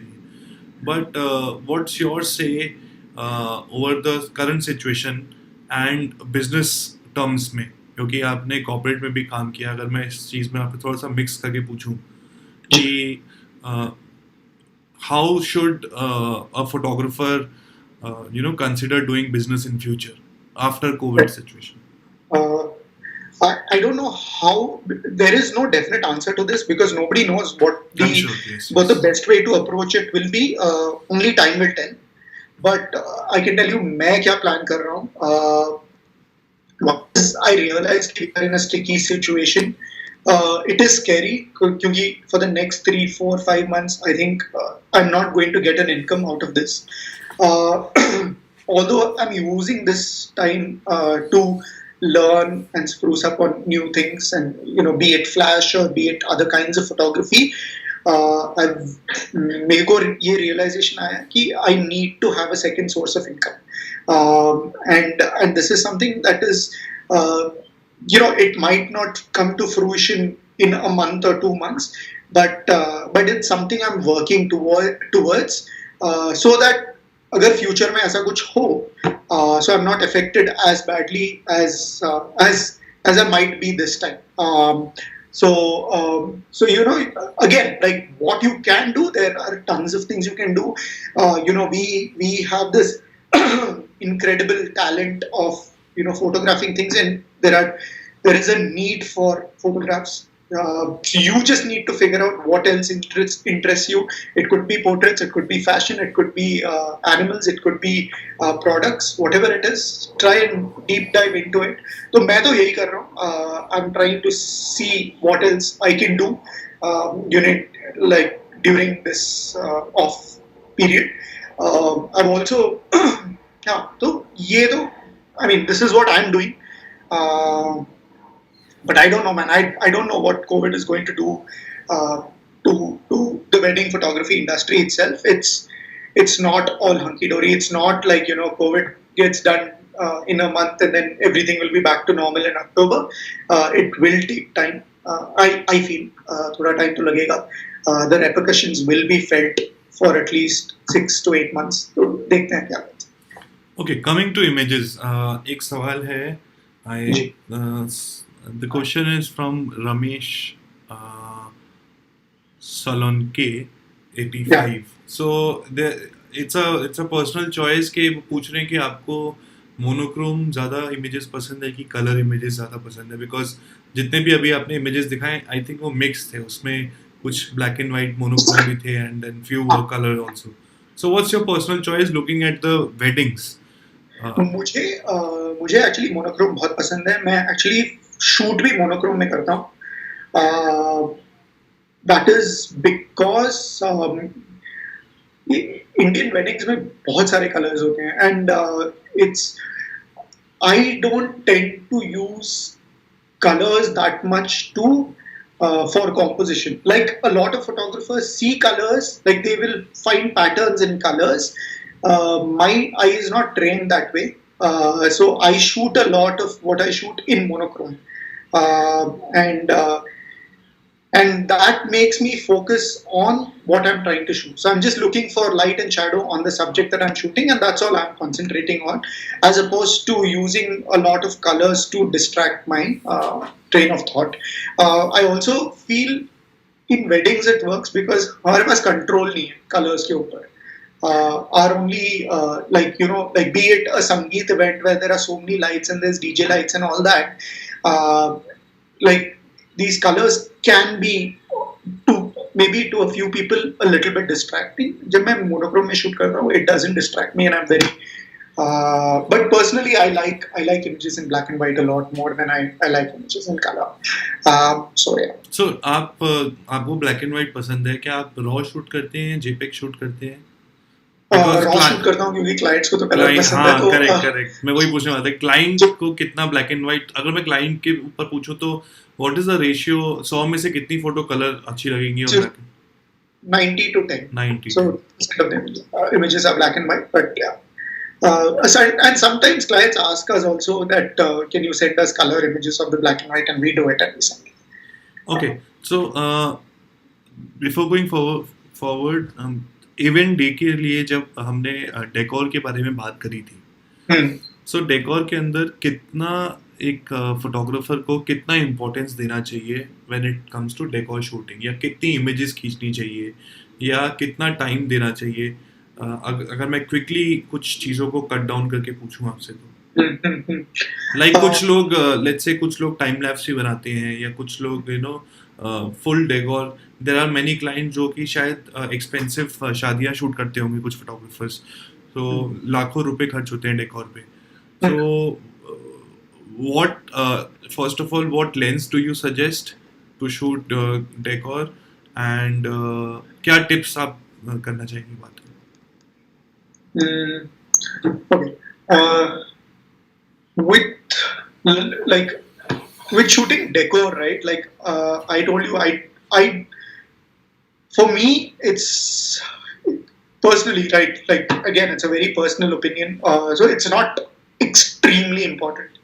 I don't invest as a team, we don't invest that much time into it. Saying that once the decor is ready, you basically need 5 minutes to click, 5 to 10 minutes. Literally, the only shot that you need time for and people to vacate is the white, one big white shot of the entire space. Uh, and that is the only thing that you need, some effort in trying to move people away and being there a little early ahead of time and making sure the decor is ready and all of that. The rest of it, and when I say that one shot, I mean like you start very wide and then you keep moving closer and like within 5 shots you're done with, be it the mandap or be it the main stage of the event. The rest of it is details which you're shooting with an 85 anyways. So you're looking at, or whatever, 50 or 85. I usually use a 56, which is a 85 equivalent, to shoot these details. It's, bokeh, so you're not really worried about, what is surrounding you, and you can easily eliminate elements from it. If the decor is really nice and they've invested a lot of time and effort into it, then we'll probably spend some time, shooting it. We'll probably get 20 minutes of 15, 20 minutes of the decor shots. Otherwise, it's usually 5 minutes, 5 to 10 minutes, and yeah. It's not that we don't. It's not out of interest, but it's just there is a set pattern towards shooting these decor elements, and which is go wide, go closer, go closer, go closer, and then put on a telephoto or something like that, and try and capture details to the maximum, and that's about it. Okay, and there is a question from the comment section that I'll take, but after one I'll ask you my question. Is there are a lot of hustle. There's a lot of hustle that goes on the event day. Like अगर मैं hustle की बात करूँ, मतलब let's say कि जयमाला होती है या वरमाला हो रही है, तो उस दौरान पे स्टेज पे बहुत सारे family members होते हैं. There can be other party who's clicking the event. So how do you take care of getting clean shots during this time? Yeah, communication again is key towards everything. Like making sure you talk to the client ahead of time and telling them कि अगर आप हमारे लिए ये कर सकते हो, then you will get a better shot. That is important. Try doing that. The second is, like I was saying, अगर you can build a relationship with the family members, then they will give you space. Explain to them, family members हो, papa mummy हो, उनसे बात कीजिए. Explain to them कि uncle मेरे को यहाँ से अच्छा shot मिलेगा, आप यहाँ पे थोड़ा side हो जाइए, यहाँ पे so it will help. I also end up speaking and spending a lot of time with the pandits and the pujaris, because I've realized that they hold a lot of importance, when it comes to you getting space. So try and joke around with the pandits and try and understand their point of view as well. And they will also, everyone, if you can talk to everyone and be nice and be friendly, then your job is half done. So this is primary. The second is, as a team itself, positioning yourself such that for two things. One is you don't come in each other's way, and the second is being ready for any opportunity that arises. You can look at it that way, or anything that happens. So like for instance, a Jayamala, and this is, I'm sure everyone does it, but someone standing really far on a chair and trying to get that, someone standing really close. One thing we try and do whenever we're capturing anything is try and form a V. When I say a V, I mean, say for instance, this is primary shooter, then the objective of the second shooter is to not get in front of the frame of the primary shooter. So he just rotates in this V or this side, right? Basically, the objective is to not get in the frame of the second shooter. Now we explain this concept, and most of the video teams we work with also understand this. So it's usually that, so that you don't have a photographer or a videographer in your frame, and we already always position to capture the action and the reaction. So if it is between two people or three people, one person is capturing, say, the groom, the other one's capturing the bride or the parents or whatever it is, and that's all. That's how we position ourselves to to capture these moments.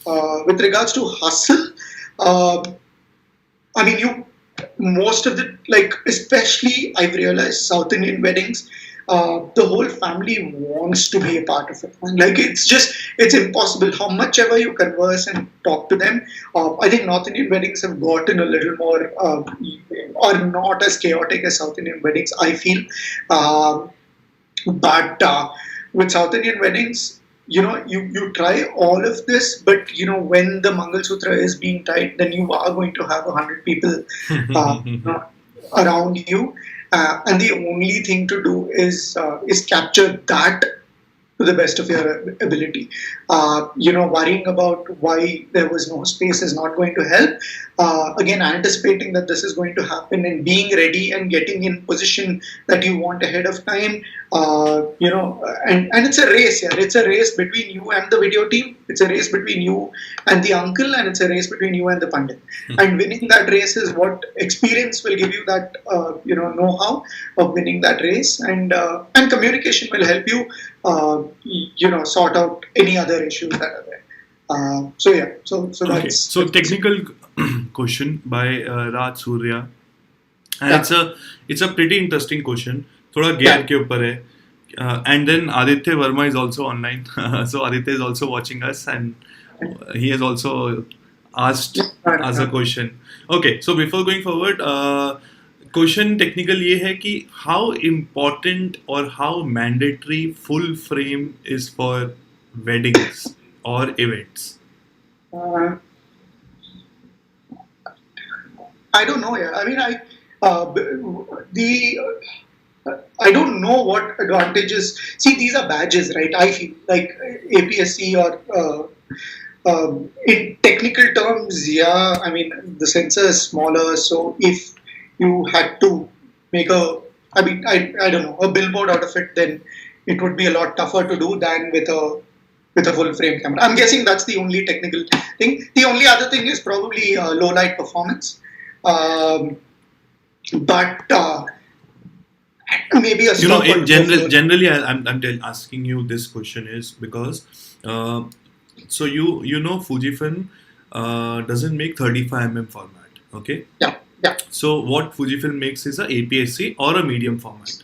yeah, So so and the whole industry ये पूरा 35 format जिसको full frame भी बोलते हैं इसके yeah, पीछे काफ़ी time से है yeah, और यही यूज़ करते आ रहे हैं एंड नाउ जो फूजी फिल्म का है जैसे कि X-T3 है या XH1 रहा या X-T30 रहा या आने वाला X-T4 है these cameras have proved these cameras have proved their worth for the users like आप शूट कर रहे हो प्रोफेशनली तो आपको पता है but then to the industry in general if I ask you कि APS-C cameras let's say Fujifilm APS-C cameras with the XF lenses uh, is it okay to shoot with APS-C cameras in wedding photography and do wedding photography and do candid photography? yeah. So had absolutely no issues with shooting with an APS-C.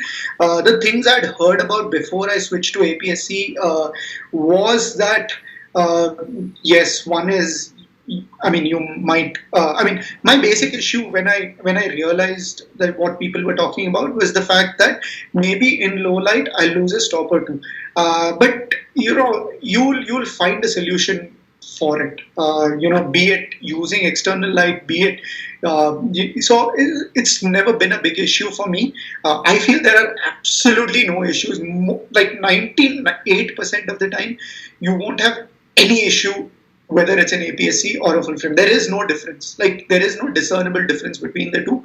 The only point in time you might feel that a full frame has an advantage over an APS-C is when it comes to shooting weddings is in really low light. But you have to solve that problem. That is your job as a photographer. So you will figure out a solution to make it work. And to figure that solution out, then I feel that there are no disadvantages to worry about or to think about. It's just like for what I was saying, right? It's just a batch. It's not something that really affects the kind of photography that we do. So Yeah. So pick what you need from your camera and your tool, and then try and find the right one for you. Okay, so Aditya is asking you if you Yeah. can sum up three tips. You know, there can be Yeah.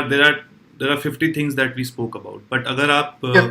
कुछ तीन चार tips देना चाहो to all the Yeah. event photographers or Yeah. wedding photographers, वो क्या होंगी? Major tips. This is a good question. What I'll do, Aditya, is I'll answer. Can I answer this at the end of the talk? Like, Yes, absolutely. I'll okay. remind you. I'll remind you. Yeah, you'll remind me. And also the next question is for me and I think for you also. So Sanjeev Yeah. जी पूछ रहे हैं कि कितने लोग अपने दूसरे camera brand से नए कैमरा ब्रांड्स पे या पुराने कैमरा से नए कैमरा ब्रांड्स पे स्विच होते हैं.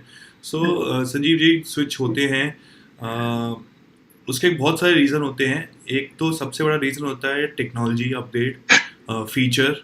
बिकॉज अगर कोई सिमिलर फीचर होगा तो स्विच होने का कोई मतलब नहीं है. अगर बेटर फीचर्स होंगे तभी प्रोफेशनल स्विच होते हैं. So also another thing is other than the features, जैसे कि एक ट्रेंड था जब DSLR थे खाली मिररलेस नहीं थे. जैसे फूजी फिल्म 2011 से मिररलेस कैमरास बना रहा है. सो आज के टाइम पे बात करो तो there are people already asking about Fujifilm X-T3 and people already asking about Fujifilm X-T4. So X-T4 एक ऐसा कैमरा जो कि नया आने वाला है. एंड जैसा कि मैंने बताया that the cameras have proved their worth. So there are many people who are switching. And ऐसा नहीं है कि सारी दुनिया ही switch हो रही है. There are switching happening between internal different brands. So it's not just Fujifilm जिसके लोग switch कर रहे हैं. But yes if you ask me कि DSLR से लोग जो स्विच कर रहे हैं तो डेफिनेटली DSLR से मिररलेस पे बहुत लोग स्विच कर रहे हैं. एंड अगर हम खाली फूजी फिल्म का डेटा नहीं देखें, अगर हम ओवरऑल मार्केट का डेटा देखें तो इसमें आपको इन्फॉर्मेशन मिलेगी that out of 100 now days अगर 100 कैमरा बिकते हैं तो शायद 70 कैमरा वो मिररलेस होते हैं और 30 कैमरा DSLR होते हैं. तो the trend is changing, it's switching and it will switch. Yeah. Sanjeev, I'd also like to add to this by saying that I think, being a photographer, and I think it's important that you try your hand at everything here. Like इतने सारे camera companies बना रहे हैं camera तो try कर लेते हैं. Like, there's no harm, right? And we all like gear. So give it a shot. I think most camera companies now, you can rent it out and play with it and figure out what, so instead of going by these age old myths and inhibitions that people have, I think be a judge for yourself, try it out. I'm not speaking here only for Fuji. I'm just saying, like, there are tons of camera companies here and who all make great products. So please, try it out, and then saying that, even this APS-C versus full frame thing, give it a shot instead of just going by and reading reviews and things like that. It's easily available. Am I right, Saurabh? So Yes, you yes, can yes, try it out and then make a decision for yourself. Yes. So you want to go forward? Sure, I'm almost done, but I'll just Do you have? I have a few things that Yeah. that I wanted to talk about. Lighting was one thing which is key. Like I was saying, most of the time we are looking for natural light. Any event space, whatever it is, if the curtains need to be opened, we open it. If there is enough ambient light, then we use that. And the whole reasoning behind using natural light or available light is because like personally, I don't like changing the reality of the look of the event. So which is why I don't use a lot of off-camera flash, or I don't use it. Maybe I don't know how to use off-camera flash to make it look like that. I'm just not trained in that way. But for me to introduce an external light, it's I don't know. I personally don't like it. So most of the time, wherever I can, I try and use the available natural light. Saying that, there are times when you are shooting in dimly lit situations and things like that. So we bounce our flash. Nothing very fancy. We try and keep it very simple. Our approach towards lighting again. What we want to deliver to a client is is not something that takes away from the actual emotion or actual moment that's happening. It's just something to add to it. And most of the time, with houses and small rooms and things like that, I feel bounce flashes look really really nice. They add enough amount of key lighting that's required to make the scene look nice. And so we use a lot of bounce flash. It's also very simple, so you don't have to think too much. You're just concentrating on capturing the moment and composing it and shooting it to the best of our ability. And that's basically how we do use bounce flash. The only time you'll see us using off-camera flash is on the dance floor. I feel the vibe of a dance floor is much harder, much more edgy, and that is the only reason we try and introduce this off-camera flash to give it that look, which is this harsh light sort of look. Uh, this is with the last thing I wanted to talk about was data and backup. The only thing I want to say about this is do it, and do it religiously, and that's about it. Everyone knows how to copy data. Just make sure you copy it and you back it up because it's important. That's basically it. How do we do it? Irrespective of what time the event ends or what time it's the next day is going to start, we make sure. Most of the time, it's me. Go. Make sure you don't fall asleep till you back it up. And unfortunately, you can speed up the process by buying maybe faster cards and SSDs. But yeah, try and optimize this process to the best you can. But it is a tedious process. But don't forget it. And this is usually the end of our event day, right? Yeah. So data backup is not a small thing. It's a it's a huge thing. Talking about the data in particular, Nikhil ji. Yeah. So, what memory cards do you suggest using in the current situation? One, how many images आप मतलब basically आप एक individually एक event day पे कितनी images खींच लेते हो? Second, and how do you just manage the data on the day? Okay. So the memory cards we use is we recently bought those Sony Tough cards. I think they're called Tough cards. So I've only bought 256 and 128 GB cards. And I always make a backup in camera. Always. There is one 256 GB that remains in camera that has never been taken out since the first day it went in. The objective of that card is just to be there as backup. I've read, I might be wrong, but a lot of error in SD cards happens because of taking it out and putting it back. The second thing is human error, which is losing a card. So as long as it's in the camera, unless somebody steals the camera, you're not going to lose that data, right? So Paramount 256 GB is in all cameras at all times backing up. The second is one we use for shooting is the 128 GB. The reason I use bigger cards is because I don't have to worry about finishing a haldi, then copying it, and then going again for the mehndi, and then copying it, and then going for the sangeet, and then copying it. I have quite a few 128 GBs. So effectively, in a day, if anyone shoots more than 256 GB, I mean, it's not happened in a single day at least. I don't foresee it happening unless these raw files become really really huge. Because with 256 GB, you're looking at what 8,000 pictures. We also don't use the full RAW. We use the compressed RAW, which is again more than enough. So we're looking at like almost 7,500, 8,000 pictures for a single day from each camera, which is not going to happen. Which is, I mean, if it does, then something that the day is really really long. But but yeah, so one thing is in camera backup. The second thing we do is once the day has ended, which is once all the events for the day have ended, we again this is changed over a period of time. But I'll tell you what we do now is we copy all the 128s into one SSD, uh, and that's our first backup. And then we use a tool called Carbon Copy Cloner to just copy what is copied in disk one into disk two while we go to sleep. So that happens. You check on it in the morning.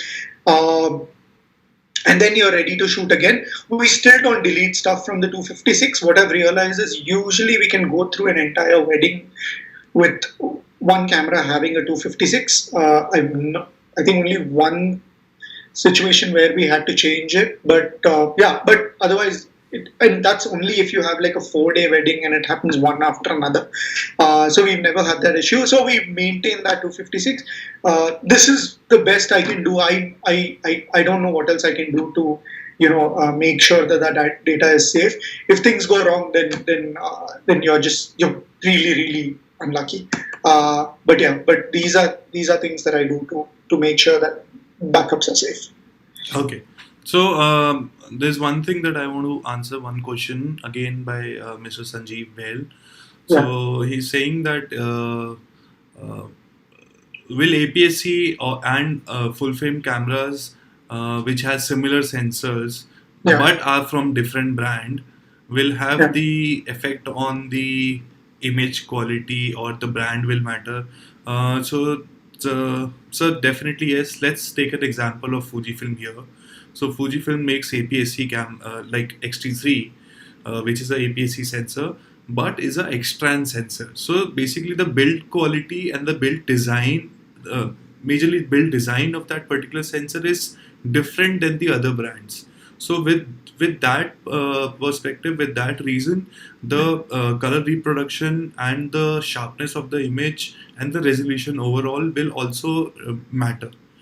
So it's not just the that the similar sensor sizes of different brands will not have much impact. They will definitely have, because each company has its own sensor design. You talk about different brands, they will have their own sensor designing. Also, sometimes some cameras have a back-vented sensor, BIS sensor basically, which gathers more light. Some brands doesn't have that kind of sensor. Some sensors have copper wiring, others have aluminum wiring. So the readout will be a different. The noise signal to noise ratio can be different. So that there are many aspects that is considered. Yeah. So there is another question by Gargi Photo Editing Photography. I think I'm not able to understand this full, but let's give it a try. What would you say about some peoples who are doing side business in photography industry? So I think let's give let me take it as an example, Nikhil. That I Yeah. think he's asking about people who are doing main business something else and side business as photography business. Mm. So um, are these other people who are creating a lot of competition in the industry? Mm. I mean, I don't know how to answer this, but I'm uh, sure yes. Something or the I other. think no, I'm trying to understand how to sort of put this across, but um, so, I think I personally, yeah, there are a lot of. See, I don't know if it's okay. Forget the side business aspect of it at all, right? Let's talk about the quantum of photographers who are getting into the wedding photography industry itself. That itself is huge, right? And this is creating a lot of options for the clients, right? Because and this obviously is leading to price and things like that. So this brings me to the point of I feel competition is great because you will only, or especially for a person like me who's very lazy, if there was no competition, right, I would just be where I am when I was in 2014 or 15. It is this kind of competition that is going to drive you to create more stuff. The second thing I want to talk about here, Gargi, photography editing, is that do not look at photography only from the photography aspect of things. To try and spend a lot of time and effort in the other side of the business, which is your, the service that you offer to the client, right? The experience that you offer to the client. Also looking at this from a bride's perspective or a future bride's perspective, the easiest way to find another photographer is to ask a friend. And if you have made sure that you have satisfied a customer, then there is no chance that that bride is not going to come to you. Okay, so make sure you keep on improving on things, be it be it branding, be it marketing, be it your creative portraits, be it photography itself. But constantly keep improving, because this improvement is what is going to get you the clients. It's not worrying about the number of photographers who are coming into the industry. Yeah. Just try and make sure you are better than them. I think yeah, very well said. The comfort zone. अगर competition नहीं होता है तो वो comfort zone में I think self development भी नहीं होती है. So it's a very valid point that you mentioned, Nikhil. Okay, Yeah. so we have two more questions and then we'll quickly wind up. One is definitely Aditya Verma that you need to answer, Yeah. that you have had. And the another one is, so Divya has mentioned that 256 GB cards जो होते हैं वो लोग मना करते हैं because वो कह रहे हैं risky है. Now here I think risky इसलिए है शायद क्योंकि वो महंगा है और खो जाएगा तो शायद risky है. But what do you say, Nikhil? Is it really risky having, using 128 GBs or 256 GBs cards other than the 64s? I tell you, like, when I 2 years back when I was buying a hard disk, everyone told me, यार Seagate मत खरीदना, बहुत risky है, WD खरीदो. I have 6 hard disks from that time. 4 WDs have failed. Seagate has worked. Okay, so like this is just like you have absolutely no control over it, right, Divya? Like, why worry about? If it has to go wrong, it will go wrong. I don't know. I don't see any sort of study which says that just because it is more data, it's going to be it's going to get corrupted faster or anything of that sort. Yeah, risk may lie in the fact that because there is more quantum of data on it, when you lose it, then you lose more data. That might be the risk attached to it. But I don't know what. As you said that you do take backups in between, but you keep the the previous data stored of the day. Again, like I know a lot of photographers who don't take in-camera backups. I don't know why. Like, I've never understood the logic of not taking in-camera backups. It might be saving costs on an SD card, but I think that's a little lazy, because an SD card is fairly cheap in the grander scheme of things. It lasts us like for 2-3. I don't know. I don't know if you're supposed to use it for 2-3 years, but I've used mine and they're fine. Or the ones I used before this. Later on, also after you use after 2-3 years, those are the portable pen drives that you just yeah, but I mean, like 2 years. It's a small investment for a 2-year period, right? And data is important, and you're earning so much money out of it. So make those in-camera backups. Although again, I think I've had a SD card fail on me once, I think, in the entire. But again, I had an in-camera backup, and so it was fine. So always make in-camera backups. I think that's one thing. And yeah, I mean, yeah, that's about it. Yeah, this. I just wanted to say this in-camera backup thing because I know a lot of photographers who don't do it. Just do it. It's okay. Yeah. Okay, so let's wind this thing. I will take. I think I should take this medium format question, and then I'll ask you about the tips. Okay, so the question is again, Do you think the time has come for medium format cameras in wedding profession? How do you compare with APS-C full frame, and what is the cost different? And is it worth? Okay, it's not a first one question. There's a lot of questions in it, Go but for it. Go. starting with it, definitely, I believe. I think ऐसा कोई I'll keep a mix of Hindi and English so that everyone हाँ. understands. Okay so ऐसा मुझे नहीं लगता कि ऐसा कोई टाइम है कि मीडियम फॉर्मेट के लिए रेडी हो गया है इंडियन वेडिंग इंडस्ट्री और नॉट बिकॉज यू नो अगर मैं बहुत सारे फोटोग्राफर्स को ऐसे जानता हूँ जो कि 2-2 हज़ार लोगों की वेडिंग्स कवर करते हैं साउथ में they are huge okay so having such grand your event when you have something like this uh, the pay also that you get is more, the amount of money also that you make is more, and let's not take it that way now, let's go it to the smaller weddings. Now let's say you have been using full frames, आप regular wedding shoot करते हो, आप full frames use कर रहे हो.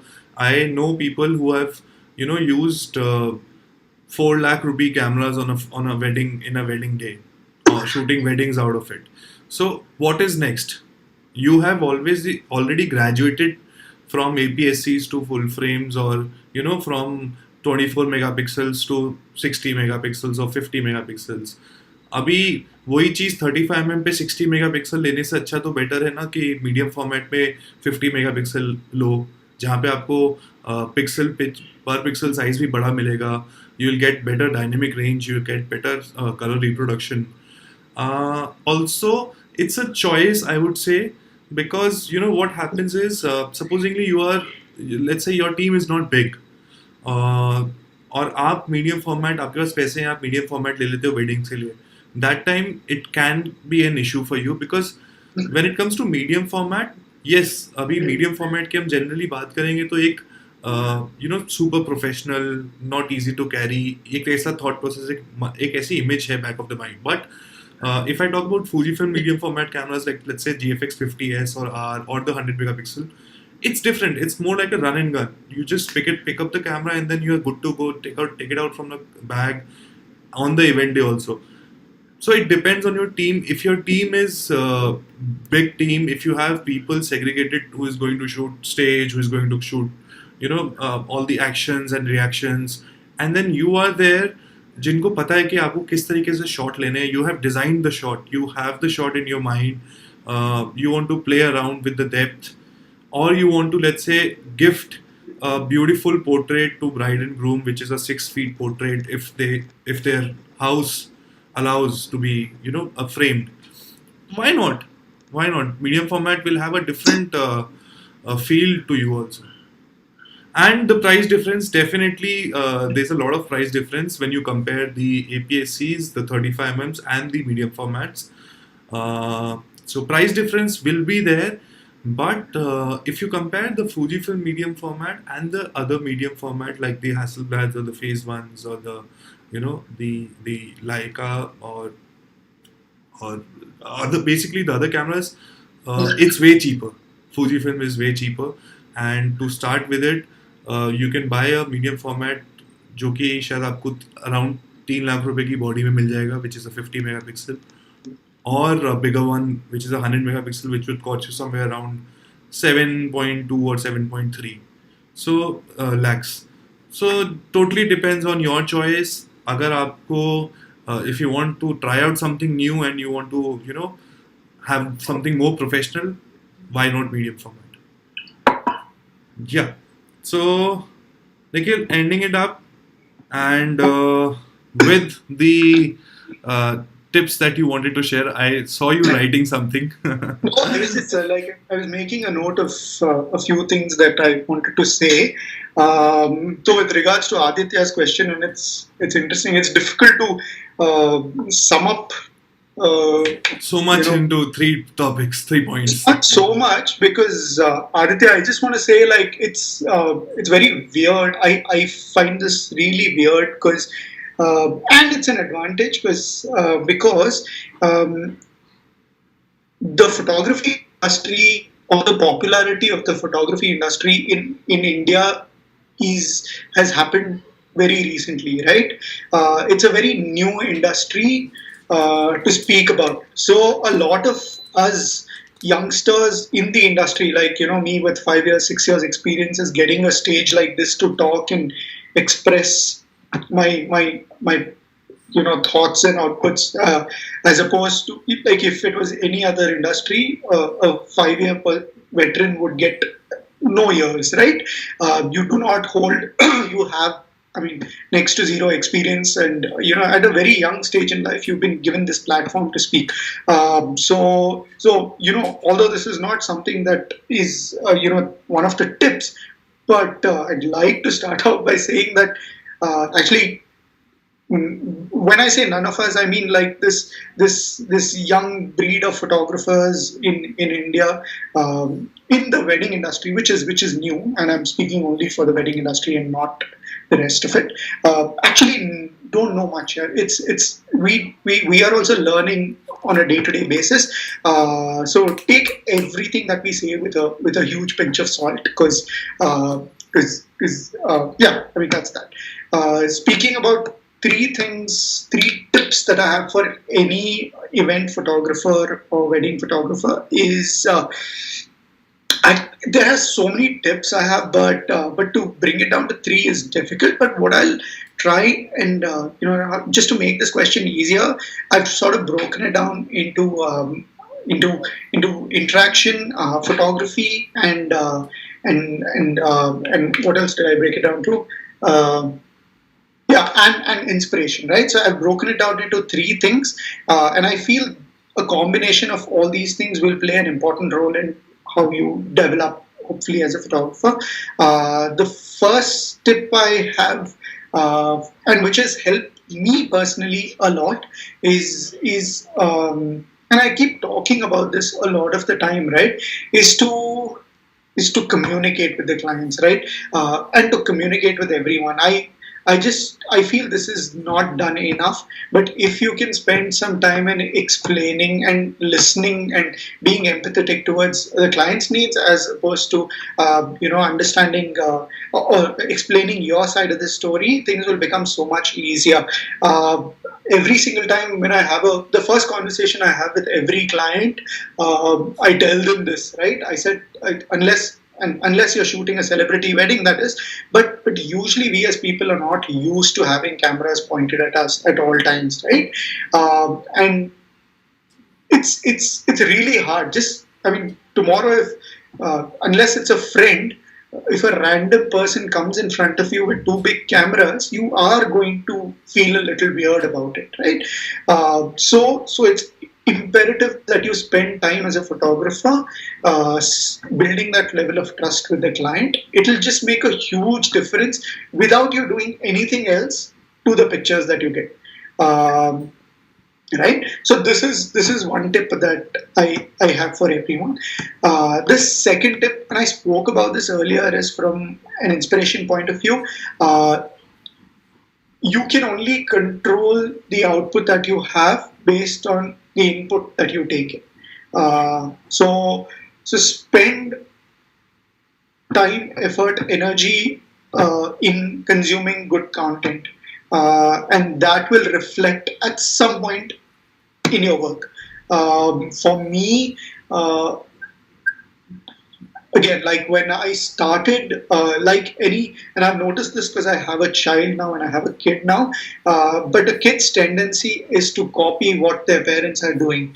Now, my father was not a photographer, my mom was not a photographer, so that didn't come inherently. But when I started doing photography, all I did was copy people, who I looked up to.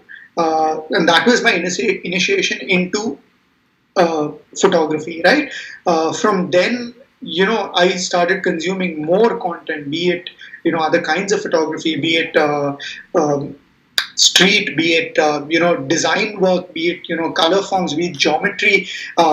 And you keep consuming this kind of content. I'm not saying it's reflecting in my work now, but at some point I'm sure it will reflect. And this consumption, I feel, is very important. So try and, Google is your best friend, YouTube is your best friend. Use it to the best of your ability, and spend some time learning and educating yourself, and also consuming great content. The last thing is from a very, a photography aspect of it, which is how I've devised a lot of and the way I shoot things is to look at light not as we see it, but as the camera sees it, right? And you have to train yourself to start looking at the outside world that way.